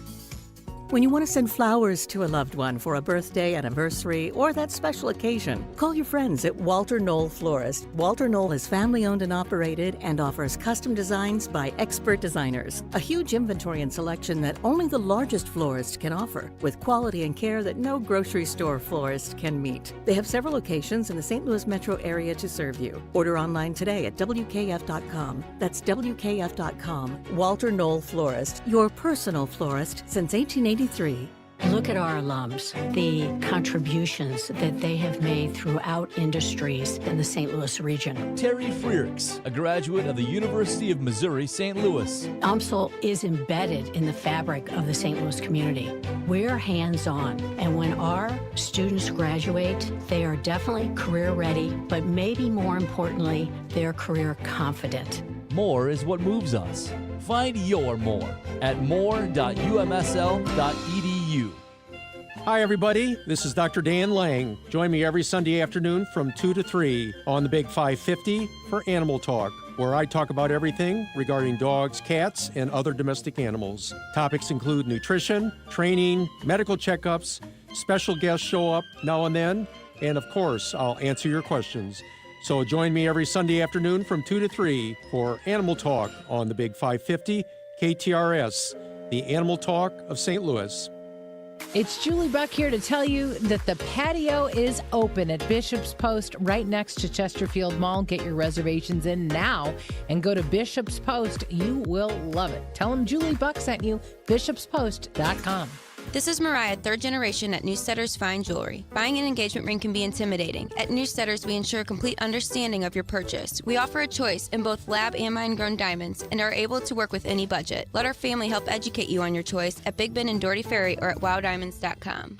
You're listening to the Heidi Glaus Show With Josh Gilbert and Bob Ramsey. on the Big 550 KTRS. Back in the days when I was young, I'm not a kid anymore. But some days I sit and wish I was a kid again. Well, Heidi and Bob back in the day on this date, July 25th, 73 years ago, 1952, Puerto Rico became a self-governing commonwealth of the United States. How about that? Had they previously been a territory? I have no idea. Okay. Bob, I'm just reading. You don't write them, you just read them. I don't write them, I just read them. But it's interesting to think that that was the 50s. That was the date that we currently set up the current system. 1980, AC/DC released their 7th album, Back in Black. Shoot to Thrill, You Shook Me All Night Long, Back in Black. Is that their biggest album? Hell's Bells. I think so. Yeah. I mean. Biggest album and first album with Brian Johnson. Oh. After Bon Scott died. And Back in Black, I think, is one of the all-time recognizable guitar riffs. Yeah. Oh, yeah. Oh, and when Hell's Bells starts. And then 35 years ago in 1990 at a San Diego Padres game, Roseanne. Oh, yes. Oh, that was awful. It was awful. While singing the Star Spangled Banner, we all know. Yeah. What happened next? She was booed. Mm-hmm. And I don't know if she ever, I don't know how long it took her to get off the hot seat for that, because the show was still just as popular as ever. I don't think it took. We weren't in this cancel culture. No, we it didn't weren't. affect her. I mean, it was. We talked about how bad it was and She was got it ripped and disrespectful, and then she it said, moved "Sorry, on. yeah. And that the was show done. continued. That Yeah, was the end of that. yeah. It is quitting time. Lots of people starting their weekend. We've got another hour to get to, and it's going to be more interesting than anything we've discussed so far, because we're talking about kind of the regional terms, pop, soda, or Coke. How did they become what they are? Why do we call them what we call them? We'll talk with a professor of linguistics coming up at 5:10. I hope you'll stick around to be a part of the show for the next hour here on the Heidi Glaus Show with Bob and Josh on the Big 550 KTRS. There are over 10,000 reasons why steel is not sold at Lowe's or Home Depot. Find tools for the job site or your own backyard at over 10,000 authorized local steel dealers. Find yours at steelusa.com. This is where St. Louis comes to talk. What number do you want? The Big 550. KTRS. St. Louis. From ABC News, I'm Michelle Franzen.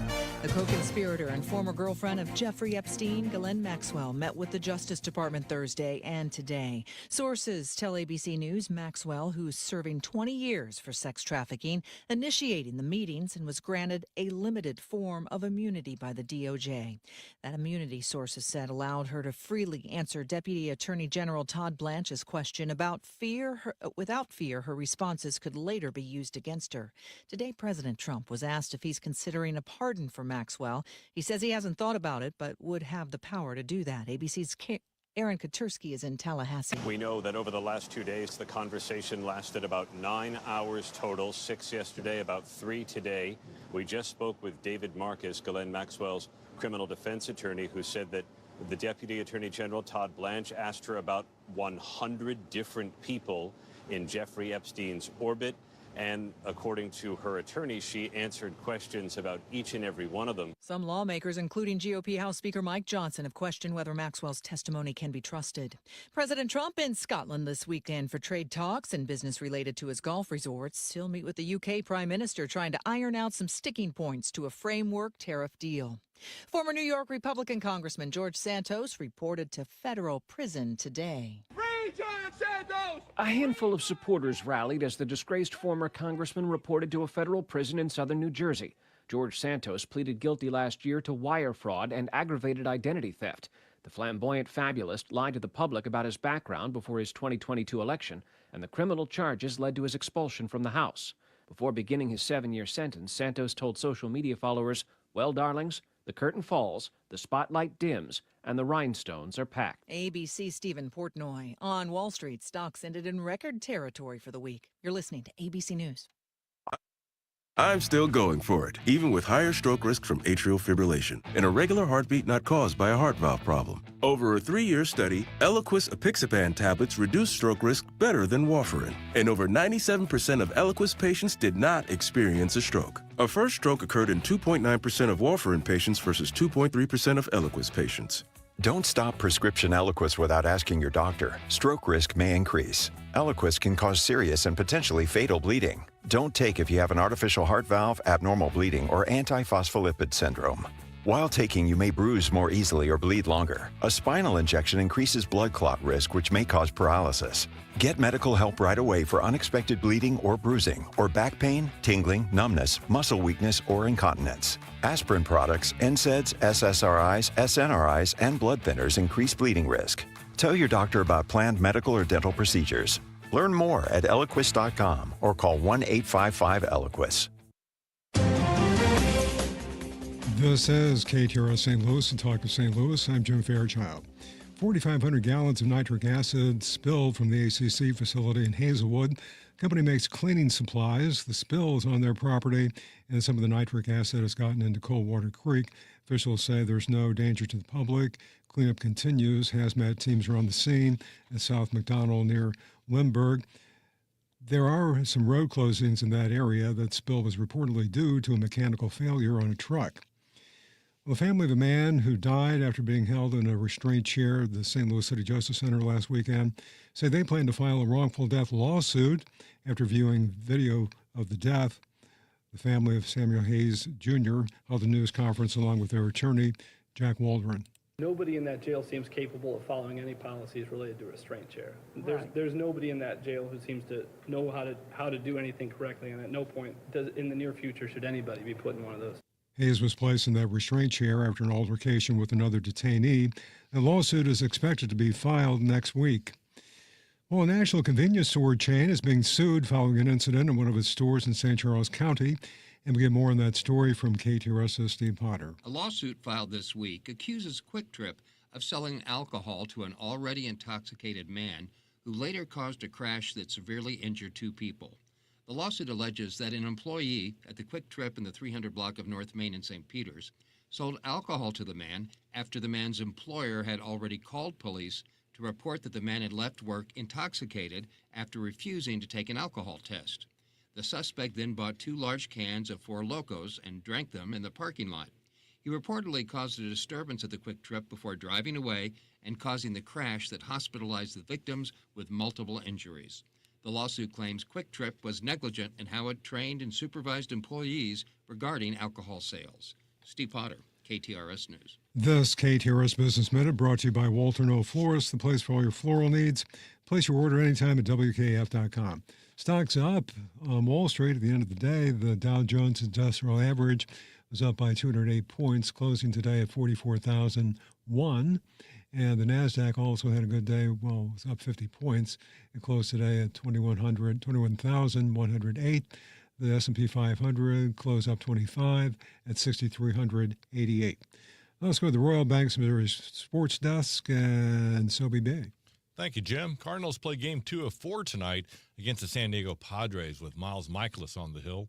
Last night, the Cardinals hit 3 home runs in a 9-7 win over the Padres at Busch. Sonny Gray allowed 7 runs over 5 innings, but still earned his 10th win. Game time, 6:15 tonight at Busch. Mizzou extended the contract of football coach Eli Drinkwitz through the 2029 season. Drinkwitz's salary remains at $9 million for 2025, but climbs to $9.25 million next year. I'm Sobe Bay from the Royal Banks of Missouri Sports Desk. Now on to traffic. I-44 West, just past Valley Park and 141. 2 left lanes blocked and left-hand shoulder blocked due to a crash. 70 East at the Florissant Avenue exit has 2 lanes blocked due to an accident there. The left lane blocked due to a crash on 270 South at the Lindbergh exit in Maryland Heights. And Manchester Road is still blocked both directions between Kings Highway and Macklin due to a crash investigation. This traffic report is brought to you by Sound Health Services. With summer in full bloom, allergy symptoms can be unbearable. For allergy relief, call on the Sound Health Services team for allergy testing and treatment at 314-722-4204. That's 314-722-4204 or soundhealthservices.com. From the KTRS Traffic Center, I'm Sobe Bay on the Big 550 KTRS. Weather includes an extreme heat warning until Tuesday at 7 p.m. Our forecast for tonight, we have a slight chance of some rain. Overnight low of 77 degrees. Slight chance of rain again tomorrow with a high of 95. Tomorrow night, again, a slight chance of precipitation. Partly cloudy, overnight low of 78 degrees. On Sunday, about a 30% chance of rain in the afternoon. Otherwise, sunshine with a high of 95 degrees. Right now, we have 92 degrees. Feels like 108. We have sunshine. I'm Jim Fairchild, KTRS News. Carney, Buck. Hope you stayed cool all weekend. We're back at it on Monday and a new podcast out about a fat camp that's going to shock you. Too soon, John. Too soon. We'll also talk to Rob Silverstein from Hot Mics with Billy Bush. Is it wrong that I'm hungry? Also, Jeff Faulkner from Mr. Blue Sky. Live music on The Carney Show. It all starts at noon. John Carney, Julie Buck. Weekdays at noon on KTRS, the talk of St. Louis. You're listening to the Heidi Glaus Show With Josh Gilbert and Bob Ramsey. on the Big 550 KTRS.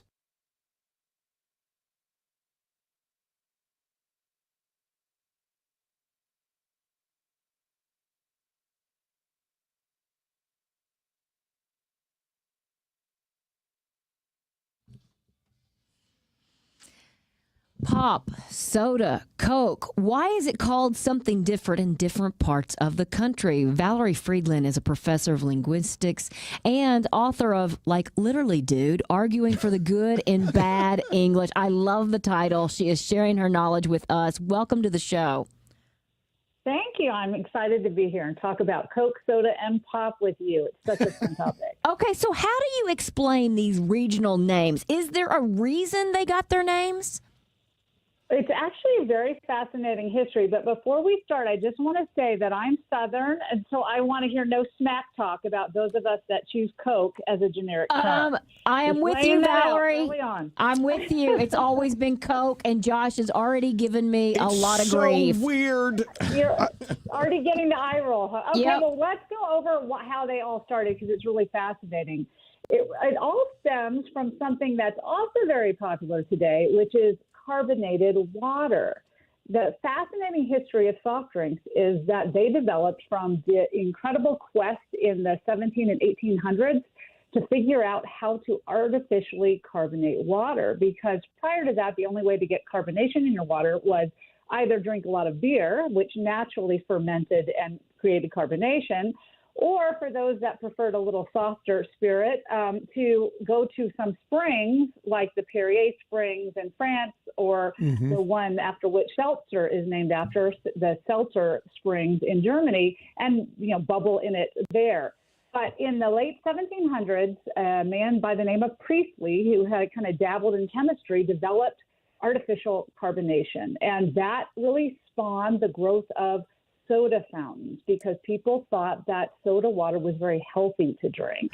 And so the word soda really came about because it's a shortened form of soda water, and it was so named because of the sodium salts that were often in that water. Oh. So soda is actually a shortening of sodium. So that was really the OG. I think my daughter would call it the GOAT. The GOAT. But it was really when it started getting flavored, because it was mainly produced in pharmacies because of the health benefits that people thought soda water had. And the pharmacy specialists would, usually the pharmacists themselves, would actually add some sort of flavored syrups that had maybe herbs or roots or flowers or fruits in it that were also thought to be medicinal in some ways. And this is sort of the history of Coca-Cola, right? It was a syrup that was developed. And they would flavor these carbonated drinks, these carbonated waters, and they became what we think of as soda pop today because of these flavorings. And that really became what soda meant, even though actually soda originally was carbonated water. And pop came from a certain flavor called ginger pop that developed in the 1840s, and it was named after the pop that the cork made when it was released from the bottle. Okay, so then how do we get to Coke? That all makes sense. But why did you and I call any flavor Coke? Well, that stems from a particular version of the flavored syrup that was developed in 1886 by a pharmacist in Atlanta at Jacobs Pharmacy, and it was the original formula for Coca-Cola. It was also a medicinal syrup, and it was actually made with, I think it was cocoa nuts and cola leaves or something like that, which is why it was called Coca-Cola, and it contained trace amounts of caffeine and also cocaine, which has been obviously since removed, the cocaine part. But it was sold as a medicinal tonic to help with your nerves and help relieve headaches and things like that. And because it was very popular and it was developed in the South, and it was the primary and most popular soda formulation developed in that part of the South, Coke became the go-to drink that people asked for when they went to a soda fountain and wanted a flavored concoction. And because of this popularity, like Band-Aids or Jell-O or Kleenex, where you simply ask for those things because everybody will know what you mean, you ask for a Coke. Even as later versions of different drinks became popular, Coke was also the OG. And that was what people asked for when there started to be Sprites and Dr. Peppers and all sorts of other things. People would still ask for the Coke, meaning the carbonated sweetened beverage, but then specify which particular type of Coke, because that was a lot quicker than saying, I'd like a carbonated beverage with this particular flavoring. It was Coke, and that made it simple. Makes sense. If we're really talking about soft drinks and not linguistics, I would add that I lived in the South for a while, but I admit I'm a damn Yankee. And where does, I would ask where RC Cola and Moon Pies come in, but that's for another show. So how do these things talk about how they get regionalized and the difference not only in those terms and how they fit into the dialect, and you can tell where somebody's from. Well, there are a lot of different levels to dialect, and so we kind of have to tease apart that. What we're talking about when we talk about things like soda, Coke, and pop are things that are just related to vocabulary, and a lot of times different terms regionally develop because of the either settlement history of those areas, or like I just talked about with Coke, because something was unique to a particular area, and that gets talked about a lot there. Or it could be some later settlement of immigrants that were predominantly from one area and brought in their own language. So a lot of times the different regional vocabulary comes from the different settler groups that were there or came later, or things that were invented there. So, soda, for example, is probably more prominent in the Northeast because soda fountains have a longer history there. They were basically invented in Connecticut, and that was what you called it. You asked for soda water or a soda. And that was why that term particularly became a Northeastern term, whereas in the Midwest, pop seems to have been more popular, maybe because bottled drinks were more popular there. There were fewer soda fountains, and so that noise of the pop from the bottle would have been more common there. There was also a very well-known brand called Faygo Pop that was very popular in the Midwest, and in the early 20th century, that probably helped inspire that. So there it was sort of inventions or a particular name brand that inspired regionalities. But it can sometimes be, when you get to deeper levels of dialect, things like how sounds were pronounced or syntactic structures. Like I know in St. Louis, they say things that are a little different than elsewhere. So, for example, want off or wait for instead of want to get off and that kind of thing. And those actually come in from early settlement history. So that seems to be a Scots-Irish form. It also can be traced some to German settlement. And since St. Louis sits sort of at the boundaries of many different dialect areas, it seems to have had a lot of both influence. The Midland influence, which is Scotch-Irish, the Inland North influence, which was German.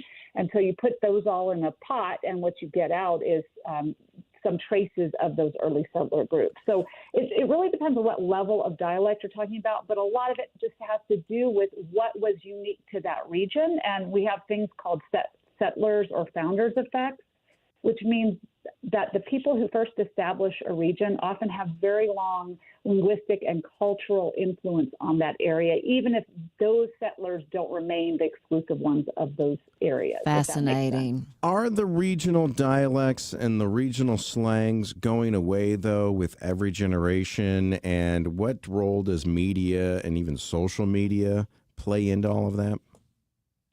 Well, those are really big and fascinating questions. And in fact, I have a new book that's coming out called Why We Talk Funny that deals exclusively with this issue of accent, because it's such a big topic. But, there are two answers. The one answer is yes, and the other answer is no.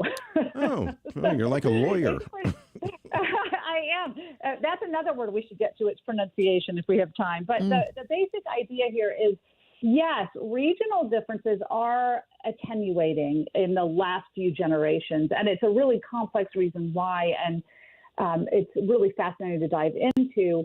But the basic long and short of it is social media is having an impact, and the impact it's having is it's moving people away from regional pronunciations, which then sort of merges them with a more general American style, the social influencer style. But it's not so much that there is some particular dialect associated with social media users. It's really that anything that makes you noticeably regional will be slowly taken out of your speech as you become adolescent and don't want it to be there anymore, which then makes people sound more similar because they're not using these unique pronunciations that we tend to think of as regional. But the truth is accents and differences in dialects are not going away, because instead of really strong regional differences, what we're finding is other ways speakers are separated. So we're finding bigger divides between younger and older speech, bigger divides between African American and white speech, bigger divides between gendered speech. I mean, there's all sorts of different ways that these differences come up. And in fact, even political divides. There are some papers that suggest that whether you're a Democrat or a Republican affects the way you talk and the vowels that you use. So we always look for ways to be unique linguistically, but maybe which parts of our identities are being shown off by our dialects are changing. If that answers your question. Yeah, and again, just a fascinating topic. We're talking to Valerie Friedland, who is a professor of linguistics, and she's also the author of Like Literally Dude, Arguing for the Good in Bad English, and her newest book, Why We Talk Funny. I'm wondering about the evolution of language. How does a word like dude become popular? Oh, well, dude is a fascinating word, and it has a history that is over a century old. Oh, so really? Yes, and in fact, dude wasn't slang when it first came out. It was an insult, but it wasn't slang. So if you called someone a dude, you were basically calling them a sort of effeminate, ostentatious man. That was really, there were duels inspired by being called a dude because people didn't want to be dudes. It was sort of inspired by Oscar Wilde, that idea of sort of being really concerned with aesthetics and with fashion and with beauty and not really caring about anybody else in the world. But what happened is dude also became associated with fashion and with looking really sharp. And so in the early 20th century, if someone was a dude, you'd be calling them out for their really flashy sense of style, or maybe they had a brand new uniform that was really freshly starched, so they stood out, so you'd call them a dude. And it became really popular with the zoot suiters for them to call each other dudes, to sort of refer to their in-group mentality, you know, this idea that they were sort of fighting prejudice as a group, and because they weren't well liked, right? There were a lot of riots involved, and they often involved minorities, ethnic minorities, either Hispanic or African American. And so a lot of those men called each other dudes to sort of be symbolically embraced as brothers. And that's where it got its cool factor. And so then men more generally that kind of wanted to give off a counterculture vibe or felt like they were somehow outside the mainstream, started calling each other dudes. And then now even girls can be dudes. Everybody's a dude. So it just sort of gradually creeps into the mainstream because of qualities associated with the people that were called dudes, that were enviable and wanted to get used. My wife says, don't call me dude. Hey, dude. Yeah, I say, dude. She said, don't call me that. But the Dude Ranch, that's where all the people from the city would the fancy go folks and pretend to be cowboys, and they called, you know. And I always had got a sense, Valerie, that maybe it was kind of appropriated by the surfing culture of Southern California, it seemed like. Is there anything to that? Well, the surfing culture and the druggy subculture did basically take over the terms that were made more popular by the zoot suiters. Gotcha. So it was because it got that more dangerous, edgy vibe with the zoot suiters that subcultures like surfers and the sort of druggy subculture that we often think of as being the dude culture today found it more attractive, and that's how it got picked up. There was also howdy doody, which probably had some role in popularizing it as well. Interesting. Valerie, is there another word that just has an interesting evolution? Well, almost every word has a fascinating evolution in terms of, you know, how we got to be using it the way we do because it's so different than what we used to say. But, you know, like is another one of those words that people love to hate. I mean, how many of you say, as a broadcaster, would say, yes, use more like? I love it. Oh, thanks. I doubt it's often. But, you know, that one actually goes back centuries. We find it in some trial transcripts from the 1700s in Britain. And it seemed to be kind of a rural British feature to use like in the margins of our sentences. And that became popularized, again, California, sort of surf culture, California Valley Girl in the 1980s and 90s, where it started to expand into other uses. So you'd use it as a quotative instead of the verb to say. And that's really when we start noticing it and thinking there's something wrong with it. But if you look at some recordings of people that were born in the late 1800s in Britain or in New Zealand, because a lot of them were British in origin, you find a lot of like use, just like we despise it today in young speakers. So it also has a really unexpected, fascinating history.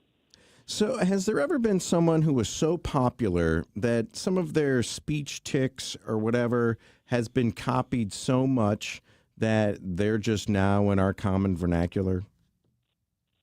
Well, I think a lot of social influencers do spawn a lot of our use. I mean, one example more recently is the word "riz." I'm not sure if you're familiar with that term. This is AM radio, so we don't get a lot of riz on this show. You don't have riz, but you know what it is. So that is a word that was actually inspired by a YouTuber. And I think it was Cat Sinat was his name. I'm not exactly sure what his name was, but he was a very popular personality, but sort of on this idea that, you know, he didn't have riz. And so it was kind of funny, humorous use of riz. And now it has, you know, taken over the world. Everybody seems to want to have riz. So certainly there are social media influencers that have a lot of influence on the speech that people say, especially young people today. But I think if you look at the jazz era and the beat era, you know, a lot of words come out of that. So that word "like" was very popular in the beat generation. I mean, think about Shaggy and Scooby-Doo. He was an early user of "like," and it's so funny because there's an example of a young man using it, and yet we always think it's young women. Or "cool." The word "cool" is a great example of a word that was really popular in African-American English in the 1920s, and it meant excellent or really good. That got used a lot in jazz music and jazz culture, and then also in beat culture, and became a word now we all say. So it's not necessarily tied to particular people as much as particular movements or groups. Okay, then Valerie, what about those filler words, the us or the you know? Are they truly a bad thing? They're a bad thing if you want to impress people when you're giving a presentation, because most people will judge you for them. But are they a bad thing in terms of what they're doing for us? No, not at all. I wouldn't say use more, because probably you won't make a lot of friends that way. But I will say that we and because we're thinking hard about what we're going to say. And what we find is people use more ums and uhs before more complex sentences and more complex words, which means that someone is actually doing some pretty hard cognitive labor for you when they're umming and ahhing. I don't know about you, but I kind of like people to use big words and complex sentences with me. So it's actually a pretty good thing in that way. It also has this really cool side aspect that when someone says before a word, we tend to remember the word that followed the better than if they had not used that Really? So it's a little bit of a memory aid. So I would say that's actually a pretty good sort of spice to your speech if you want people to remember what you say better. Well, I'll tell you, we're going to remember everything that you have said today. This has been such a fun conversation. Valerie Friedland has a couple of books. One is like literally, dude, arguing for the good in bad English, in her newest book, Why We Talk Funny. Thank you so much. Have a great weekend. You too. Thanks for having me on. How do you separate estate planning from elder law? You don't, because they're so intertwined. Let's face it, we're all getting older, and you need to make these decisions today, whether it's for your parents, for yourself, or for future generations. Rudy Beck, Jay Lennox, and Carolyn Stolzer have been navigating these important decisions for more than 50 years. Beck, Lennox, Stolzer, Estate Planning, and Elder Law. Call them, 636-946-7899 or beckelderlaw.com. You can thank me later. If you suffer from burning, tingling, or numb feet, listen closely as we discuss neuropathy with Dr. Patton, D.C. What is neuropathy? Peripheral neuropathy is nerve damage to the feet and legs. And what are the symptoms? The symptoms are numbness, burning, tingling, pain, and loss of balance. Is neuropathy treatable? It's absolutely treatable, and we have amazing results. If you have burning, tingling, numbness, coldness in your feet or hands, or balance issues, call Comprehensive Integrated Healthcare today for a nerve damage screening. Don't wait until your symptoms are so severe that nothing can be done. End-stage neuropathy leaves people confined to walkers, wheelchairs, even first 10 callers will receive a free nerve damage screening. Simply call 636-241-9370. Act now. Call 636-241-9370. Be among the first 10 callers and get this important screening for free. 636-241-9370.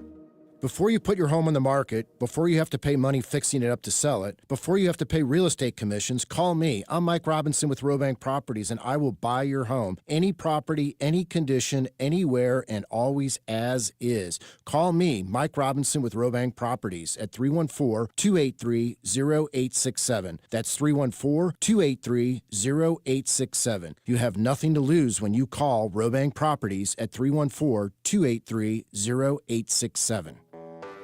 When you're hiring, have you ever felt like you're missing out on meeting truly great candidates for your roles? It seems impossible to find them, but they have to be out there somewhere, right? Well, they're not hard to find when you know where to go, and that place is ZipRecruiter. And right now, you can try ZipRecruiter for free at ZipRecruiter.com/free. ZipRecruiter helps 10 million people with their job search every day. And because these people are actively looking for jobs just like yours, it's easy to find the right person right away. In fact, 4 out of 5 employers who post on ZipRecruiter get a quality candidate within the first day. But if you're not using ZipRecruiter, you're missing out. So see what it's like when the impossible is easy. When you go to ZipRecruiter.com/free right now to try ZipRecruiter for free. Once again, that's ZipRecruiter.com/free. ZipRecruiter.com/free. Never miss out on great candidates with ZipRecruiter. And now, summertime laugh number 22. What sits on the seabed and has anxiety? A nervous wreck. This is summer in St. Louis, and we are the Big 550 KTRS. You're listening to the Heidi Glaus Show With Josh Gilbert and Bob Ramsey. on the Big 550 KTRS. It is 5:30. Let's get another check of traffic as more people hit the roads on a Friday afternoon with Sobe Bay. Thank you, Heidi. 64 east at Kings Highway, the right lane is blocked because of a stalled vehicle.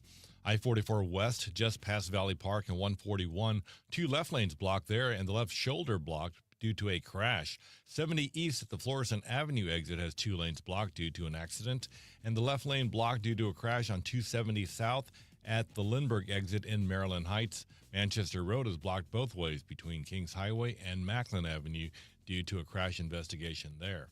This traffic report is brought to you by Neighbors Credit Union. If you're ready to upsize, downsize, or first-time home buy, turn to the team at Neighbors Credit Union. At Neighbors Credit Union, you'll find great rates, expert advice, and personalized, friendly service throughout the entire home loan process and beyond. That's just what you'd expect from a great neighbor. Apply online today at neighborscu.org. For the KTRS Traffic Center, I'm Soapy Bay on the Big 550 KTRS.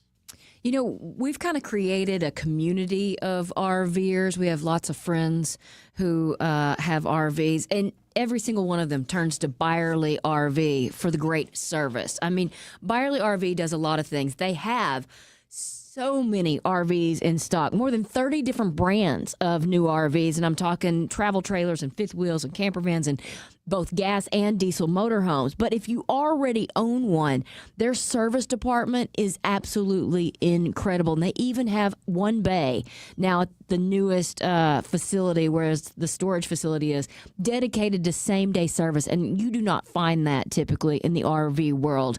So Byerly RV is doing a whole lot of things right. The storage facility that I mentioned, I've never seen anything like it. You can store your RV there outside, but there is an indoor climate-controlled facility, which means you don't have to winterize or de-winterize, and that, you know, your paint job is going to stay fresh and your roof is going to stay sealed. So many different things at Byerly RV. But if you aren't in the RV game yet and you're wanting to, because really what Byerly is selling is a way to get away with all those comforts of home, stop by and see them right there in Eureka at 109 and 44. You can go in and out as many of the RVs that you want to find the one that just fits your personality, fits your family, fits your lifestyle like nobody else's. ByerlyRV.com is the website, or swing by the dealership there in Eureka.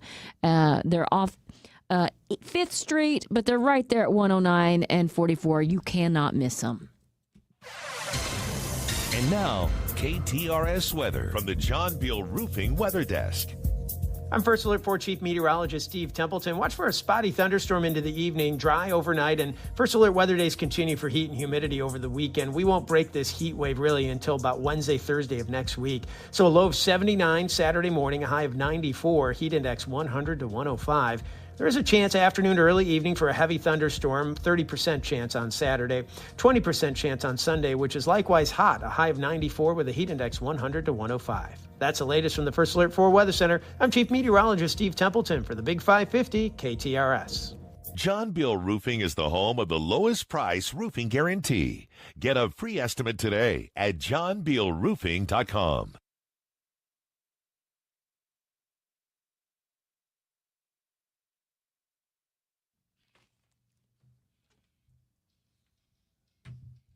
All right, here's another question for you, for both of you and for everybody on the Woods Basement Systems text line, 84126.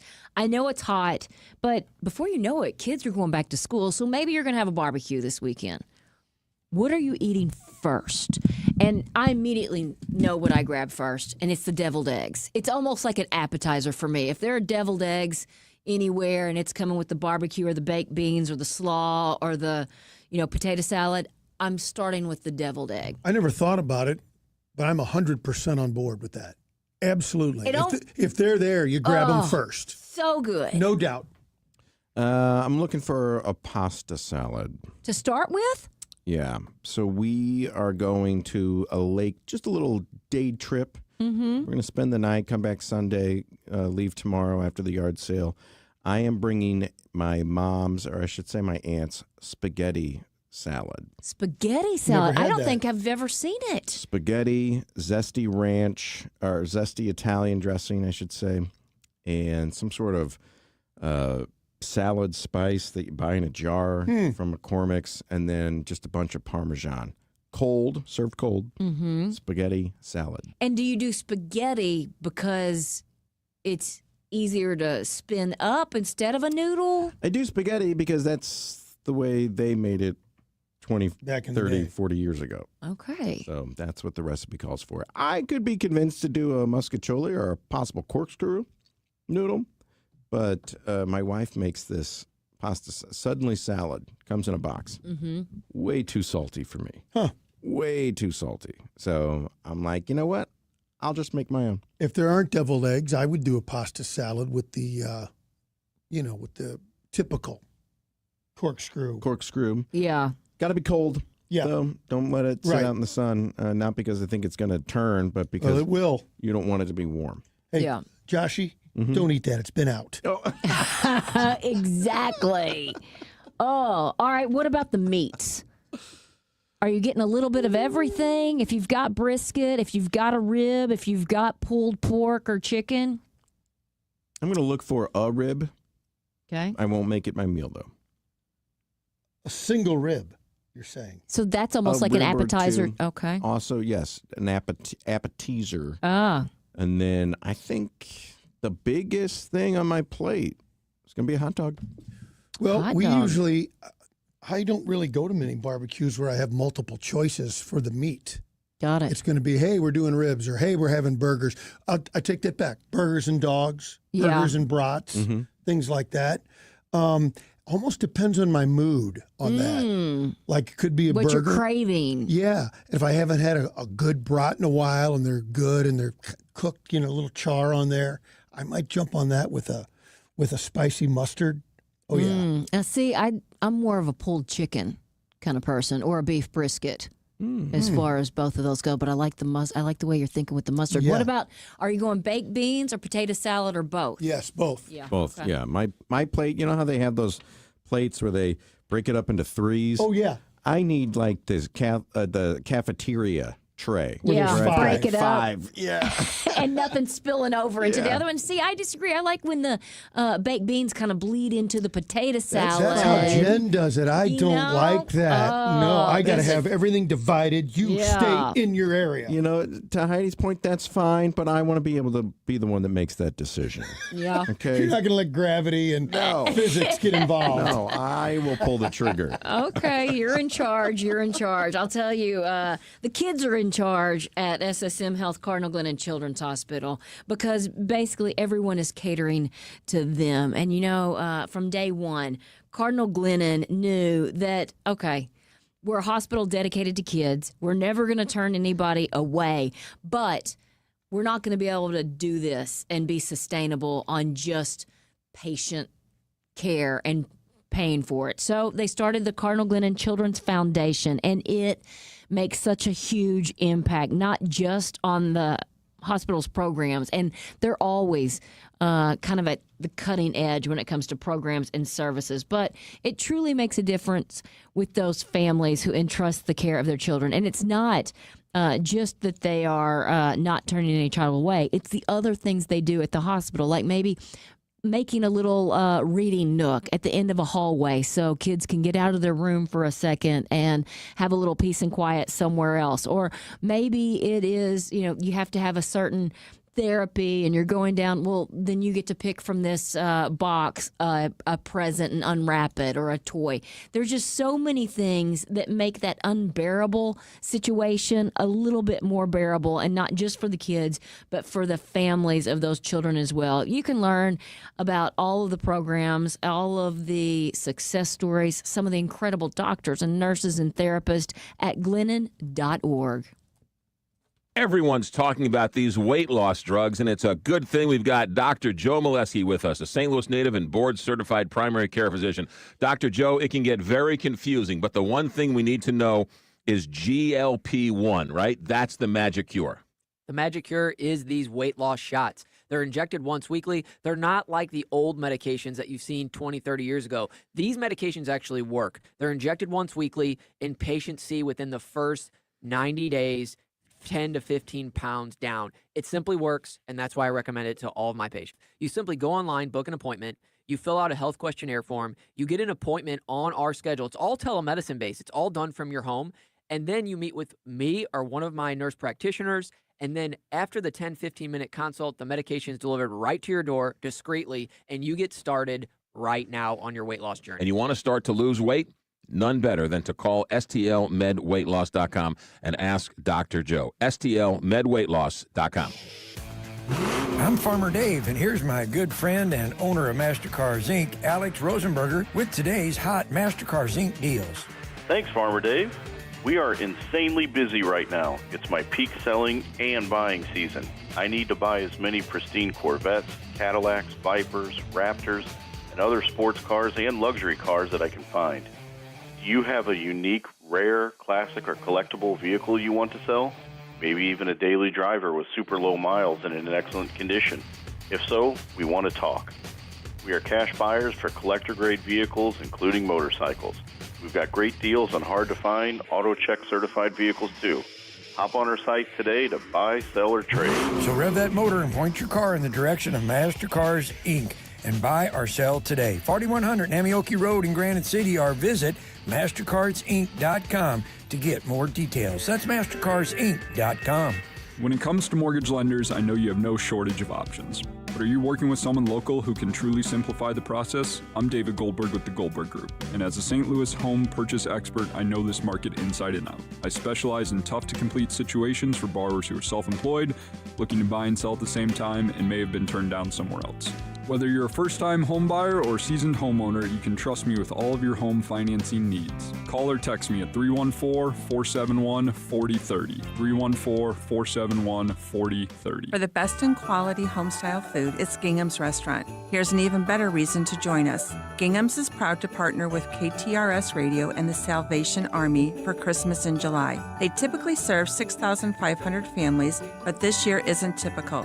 This event helps families devastated by the tornado we experienced in May. Bring new, unwrapped toys to Gingham's Restaurant and help us fill our Christmas box. Make this Christmas merry for families that lost everything. Thanks from all of us at Gingham's in St. Charles. Galmish & Sons have been providing quality heating and cooling services since 1950. They work exclusively with Lennox, the preferred choice of St. Louis homeowners. Call Galmish & Sons for your next Lennox HVAC installation and service. 314-993-1110. Hi, it's Frank Cusimano inviting you to join me for the Press Box, brought to you by Control Option, Monday through Thursday at 6 p.m. We're going to interview some of the biggest names in sports and have our opening monologue. That's the Press Box, brought to you by Control Option, Monday through Thursday at 6 p.m. right here on the Big 550 KTRS, the talk of St. Louis. You're listening to the Heidi Glaus Show With Josh Gilbert and Bob Ramsey. on the Big 550 KTRS.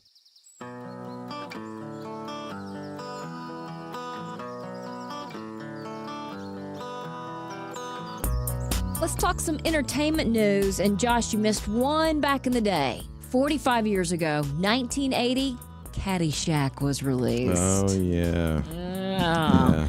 How I about keep playing. I don't think the hard stuff's going to come down for quite a while. Heidi, you shouldn't have brought that up because Bob and I will just do quotes for the rest The of whole the show. rest of the day. Yeah. You'll get nothing and like it. Well, if I kill all the golfers. They'll lock me up and throw away the key. That's pretty good, you guys.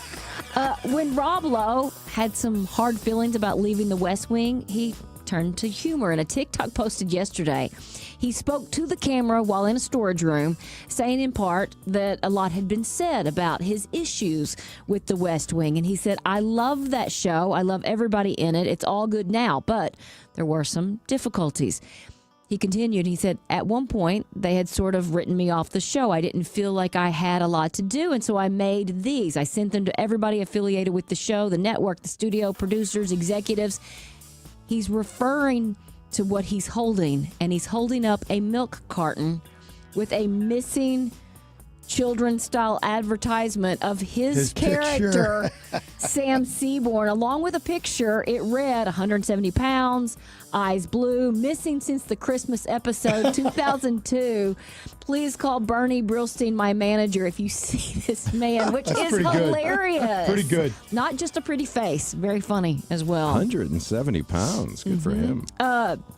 Earlier this year, Dan Aykroyd was noticeably absent from the SNL 50th anniversary special. I saw a story. He said, I just don't do those things. No, that is not what it was. Wow. Fake news. He is still close to his Studio 8H roots and is even releasing a forthcoming graphic novel that continues the story of the Blues Brothers, one of course, his most iconic SNL characters. But as it turns out, he loves the sketch show so much, he actively chose to sit it out so he could watch the special without interruption from home. He said, I wanted to be at home. I wanted to watch the show beginning to end. And he went on to say, I knew if I was there, I'd be in a dressing room, I'd be working, and I wanted to see it live. I'm such a fan of the show today. I watch it all the time. I love these new players. I think they're great. I just wanted to see it live with my family in my home, eating my popcorn. What a cool thing. Right? I really love that. You know what? I mean, he is right. You would miss all of it. You'd be in hair and makeup and whatever. You can go back and watch it again. But it's Saturday night. Live. TiVo. He wanted to see And it. people are already going to be talking about it. You're going to have to then go back and it's set. I get it. I don't. Well, shocking. Zach Brown opened up on the Today Show about his recent proposal to jewelry designer Kendra Scott and the pressure to get the ring just right. What are you going to get somebody that designs jewelry? Oh, my gosh. He ultimately settled You call on their a assistant. large pink diamond for the occasion. It seemed to go well. I didn't know those two were dating. They haven't been together that long. I think they've made it like Instagram official, as they say, in May, but they had been dating for a couple months before that. I feel like when Zach Brown came, I was watching the Today Show too. When Zach Brown came out, he was a hefty fella. He is like jacked. His teeth are clearly veneers. That's everybody that makes it. Look Man. around. Like, go back and look at all the Friends stars. I know. All of a sudden, you can afford a chef and a trainer and the clothes. You know and what I need, Bob? I need some money. We all do. You're going to hit it big one day, big guy. Coldplay streams are up 25% since they, of course, destroyed that CEO and his family and the head of HR. No. They destroyed their own lives. I know. And she resigned too. Or Yes. yeah, they're both out of work. Luke Bryan finally explained why he missed a bunch of shows this summer. He had COVID, and it's been kicking his butt. Whoa. He's back to performing, but he did tell a recent crowd, when I sing, I'm going to sing, and when I can't, y'all are going to just have to help me. So we'll see how that goes. Sing along time. Yeah. A new Air Bud movie is in the works and expected to hit theaters next summer. It's called Air Bud Returns. I'm not sure that anyone cares. As far as TV this weekend, now streaming on Netflix, Happy Gilmore 2, where Adam Sandler, of course, returns. That's streaming now? On Netflix, yeah. Wow. That's what I'll watch this weekend. He's trying to make a comeback at golf in order to put his daughter through a prestigious ballet school that will cost $75,000 a year. That's kind of the basis. On HBO, Billy Joel and So It Goes Part 2. And then Sunday night on CNN Live Aid, When Rock and Roll Took on the World, Part 3 of the 4-part documentary for the 40th anniversary. I know you said there weren't... And what's that on? That one's on CNN. On CNN. Yeah. Any birthdays? They're kind of goofy, so I'm going to go. I'm going to be goofy with it. The world's first test tube baby, Louise Brown. She was born in Oldham, England. Now, here's a hint. She's since had 2 children of her own conceived naturally. So now you've got a little bit of a time frame. How old is the first test tube baby, Louise Brown? And what year did you say I'm that going to was? say 45. Well done. That was 19... She's 60 years old even. Heidi was closest, but no winner here. 47. 45 is pretty darn close. Yeah, it's close. First yeah. test tube No baby winner, though. was 78. Where's my math? I was told there would be no math on this job. Right. One of my favorites, Matt LeBlanc, and he was fine on Friends, but if you've never seen the Showtime sitcom episodes, it's great. Where he played himself, it's off the charts. It's really, really good. How old is Matt LeBlanc? 60. No, 54. 58. And this one's just because there was nothing else going on. Do you remember a few years ago, Cardinal first baseman, he was kind of goofy, 6'6", Jose Martinez. He had one really good year for the Cardinals. Yeah, I remember. 17 homers. He had 305. Kind of happy-go-lucky. He didn't last very long. 1 year. How old is Jose Martinez? I'll tell you, his really good year was 2018. Yeah, I bet he's 37. 40. How about the big boy? 37, Jose Martinez. It's his birthday. I loved watching that guy play. Well, Yeah, that he is was your fun. evening entertainment report here on the Big 550 KTRS. It is about 9 minutes before 6 o'clock. We got to get one final check of traffic. And for that, we go to the KTRS Traffic Center and Sobey Bay today. Hey, Heidi. Very slow go on 44 West right now from 270 to 141. Right lane closed due to a crash on 70 West at Zunbelt Road. Right-hand shoulder blocked due to a crash on 55 South at Broadway. 70 East at the Florissant Avenue exit has 2 lanes blocked due to an accident. And Manchester Road is blocked both directions between Kings Highway and Macklin Avenue due to a crash investigation. This traffic report is brought to you by Dents Express. If the recent storms have you saying, "Oh, hail," bring your car, truck, SUV, or van to Dents Express for a free hail damage repair evaluation. Dents Express will have your ride looking like new again, and they'll even take care of the insurance paperwork. That's Dents Express at dentsexpressstl.com. From the KTRS Traffic Center, I'm Sobey Bay on the Big 550 KTRS. Electricity is very important because if you don't have electricity, you're sitting in the dark in more ways than one. And when the lights go out for one last time, maybe, just maybe, you want a whole home generator. Well, that's where Michael Baldy comes in because Michael Baldy can do that.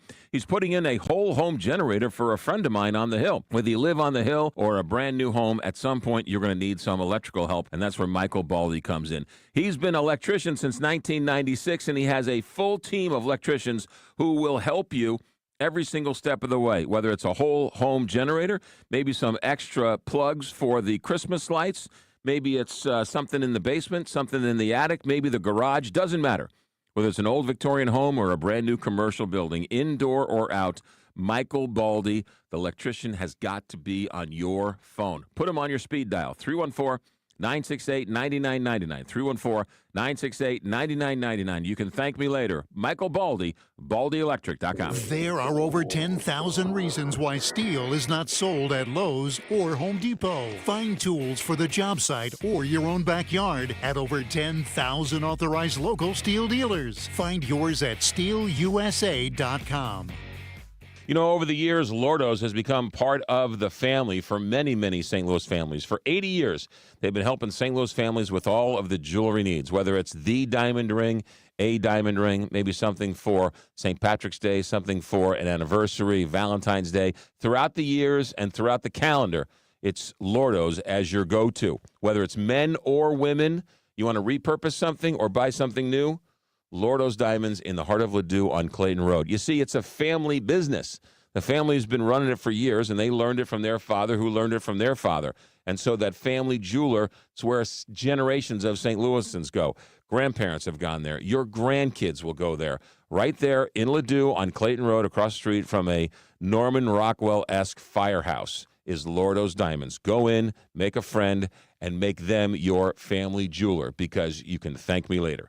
314-432-8008 or online, lordosdiamonds.com. You're listening to the Heidi Glaus Show with Josh Gilbert and Bob Ramsey on the Big 550 KTRS. All right, let's wrap this Friday show up with a couple randoms. 12 people have walked on the moon, and all of them were within a 4-year span between 1969 and 1972. No human has walked on the moon over the past 53 years. That is so shocking to me that we were there and then we just kind of stopped that part of it. We came, we saw, we conquered, we left. We haven't been back since. The last shot of the Civil War was fired on June 28th, 1865, almost 2 months after the war ended, off the coast of Alaska. I did not know that. Because word had not spread? A Confederate warship hadn't gotten word that the war was over and destroyed 24 Union boats. Wow. We're going to have to look this up, Bob, because Alaska didn't think that was even a frontier of the war. According to his daughter, Stanley Kubrick's favorite movie was White Men Can't Jump. No way. Come on. According to his daughter, he's a brilliant filmmaker, one of the greats. What do you think he thought about that? Maybe it just was so silly it made him laugh. A lot of heavy lifting, heavy themes. Let me just watch the movie about Woody Harrelson. Yeah. You know, loser Rosie basketball Perez. players. Colombia is being overrun by around 200 hippos who are destroying crops, crushing cows. And they're supposed to be mean. Yeah, dangerous, damaging property. It's all because Pablo Escobar built a zoo in the 80s. I've heard that. Yes. Yeah. And they got out. He imported all these hippos. They bred, they multiplied, and they got out. And they love the jungle. It's perfect environment. Gosh. 200 hippos on the loose. In 2017, Despacito, that was Justin Bieber. Oh, yes, Bieber, sorry. Became the first song that's primarily in a foreign language to hit #1 since La Bamba. No. Hang on. The Macarena. In 1996. Before that, it was La Bamba in 87. And before that, #1 on the charts, 1986, Rock Me Amadeus. Good one. Nice. There it is. So horrible. It's horrible. I like Falco. Falco. Oh, what a note to end on. You guys, thanks for hanging out with us this week. We really appreciate it. You're a part of this show as much as we are. I hope you have a fantastic weekend, and I hope you meet us right back here at 3 o'clock on Monday. Until then, see if you can put a smile on somebody's face.